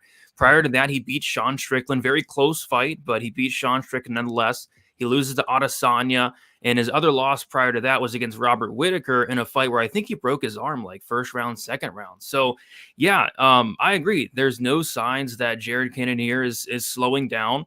And it doesn't look like, you look at this guy's build, he's on all the best vitamins available, but he has great cardio. He can go 25 minutes. He's been 25 minutes. He's not going to really slow down. He has great takedown defense. You know, if I'm betting on Cannonier, I want Imavov to wrestle. I want him to tire out. I want him to slow down. I want him to get those takedown stuff. So, yeah, I think Imavov is a great striker, though. He's 12 years younger. That can't be ignored. He's bigger as well, got a 4-inch height advantage. But, you know, we've seen Imavov slow down in 3-round fights. Like, he was slowing down a little bit. I think it was that Jordan Williams fight. He was slowing down in the Buckley fight especially. And then in the Dolidze fight, he was slowing down, but Dolidze was slowing down a lot more than he was. So, yeah, Cannonier, the takedown defense checks out, the durability checks out, the cardio checks out, the volume checks out, the power checks out. He's 40. I don't like that, but everything else is checking out for me. So I think it is a dog or pass, and I might get to a bet on Jared Cannonier. Would lean decision. I don't know what's up with these middleweight fights, but the 5-round middleweight fights, they typically always seem to go to decision. So this one probably does as well, but Cannonier does have a lot of power. I wouldn't completely rule out a knockout, but yeah, it's Cannonier or pass for me as well. Okay. All right. I'm glad you agree with me, man. I am glad you agree with me coming into this one. I think it's going to be a good fight. I think it might be a little hairy early. He might have to take over down the stretch, but I think, like we talked about with the volume and the pace, he's more than capable of doing that. And I wouldn't be shocked if he gets a late finish once Nassourdine Imavov slows down. We will see what ends up happening here, but I think there's a lot of live dogs barking this week, folks. That is UFC Louisville. We were right there, guys. We ended up with 972 live viewers. We were this close to hitting 1,000 live viewers on the show. Still a record nonetheless. So thank you all for being here on the home of fight. Do me a favor, jump in the comments after the stream is over and let me know who your favorite bet is here on this particular card. Brady, my friend, I always love talking fights with you. Appreciate you coming on the show with me here, man. Let the people know where they can support you, where they can find your content. And if you've got any shows or anything like that coming up, let them know where it's at. Yep, Twitter, DFS_numbers, Instagram, DFS by the numbers, YouTube, DFS by the numbers, and me and Wheezy do a show on Sunday called Stat Diggers. Used to be on Pub Sports. It is now on my channel as of now, DFS by the numbers. And yeah, we've been getting a lot of viewers on that, a lot of support on that. So looking to continue to keep growing that Stat Diggers show. It's something I love doing on a Sunday nice and early with Wheezy. And other than that, just, the typical content throughout the week. I'm busy this week, man. I have a show tomorrow with Couch Warrior. I'm doing probability with Uncle Wheezy. I got my own live streams as well. So I'm doing a ton of content for this UFC Louisville card. And yeah, I'm liking it, man. I'm liking this card from a betting perspective. But yeah, thanks for having me on, Clint.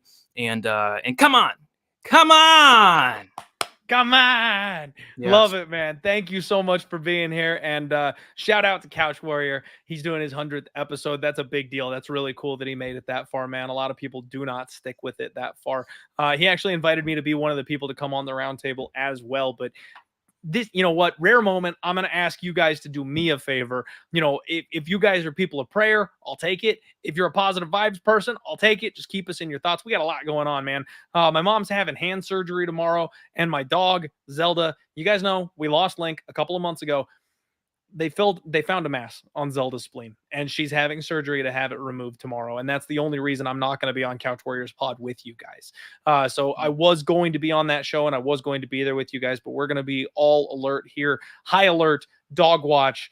Zelda is going to be going under and having a very serious procedure. And we're just praying it's not cancer or anything like that, or they can get all of it. So, like I said, any prayers you guys got or positive thoughts that you can send our way for Zelda. We're not ready to have another goodbye in the family. It's been way too much, way too often lately. Lost a family member, lost a dog, and my mother-in-law actually just had to put their dog down. So, a dog we've known and been friendly with for years. That happened this morning. So it's been a lot for us the last 6 to 9 months going on here, man. So again, any prayers that you guys can send, we will appreciate it. Zelda's a fighter. She's a tough little bug. I got confidence in her. She'll make it. She'll be okay. And Jared Cannonier better get the damn win on Saturday for her because she definitely picked him. You guys just be good to each other, be good to each other. That's the kind of shit that you can't plan for, and I talk about it all the time that you want to go out there, you want to be positive, you want to be that ray of light for people because you never know what anybody else is going through. And I know, especially on the internet, YouTube, Twitter, it's all hate. It's all triggering people. It's all getting underneath people's skin. And I don't mind a little bit of ribbing. I don't mind a little bit of friendly trash talk, but when people are going through it, tearing someone down to make yourself feel better, it's fleeting, man. It's not the answer. Go out there, surround yourself with positive people that are going to have your back, lift you up, and then you do that for them. Build a strong community, and that's what we've done here. And that's why you guys are so fucking awesome. Every single one of you in this chat, except for you, Rope Lord, fuck you. Everybody else in this chat, you're all awesome, and that's what we do for each other. And that's why we're a family, and that's why this has been what it's been for the last couple of years, Brady. And that's why this tight-knit group of content creators and podcasters, that's why we're all thriving, is because we've all got each other's backs instead of trying to tear each other down. So I love you guys. I appreciate you guys. Without you guys, I wouldn't be here. And it's been awesome. It's been a hell of a ride. Yes, Mushroom, even you. You guys get out there, have a great week, kick some ass, and make good choices. Make good choices. Let's roll, everybody.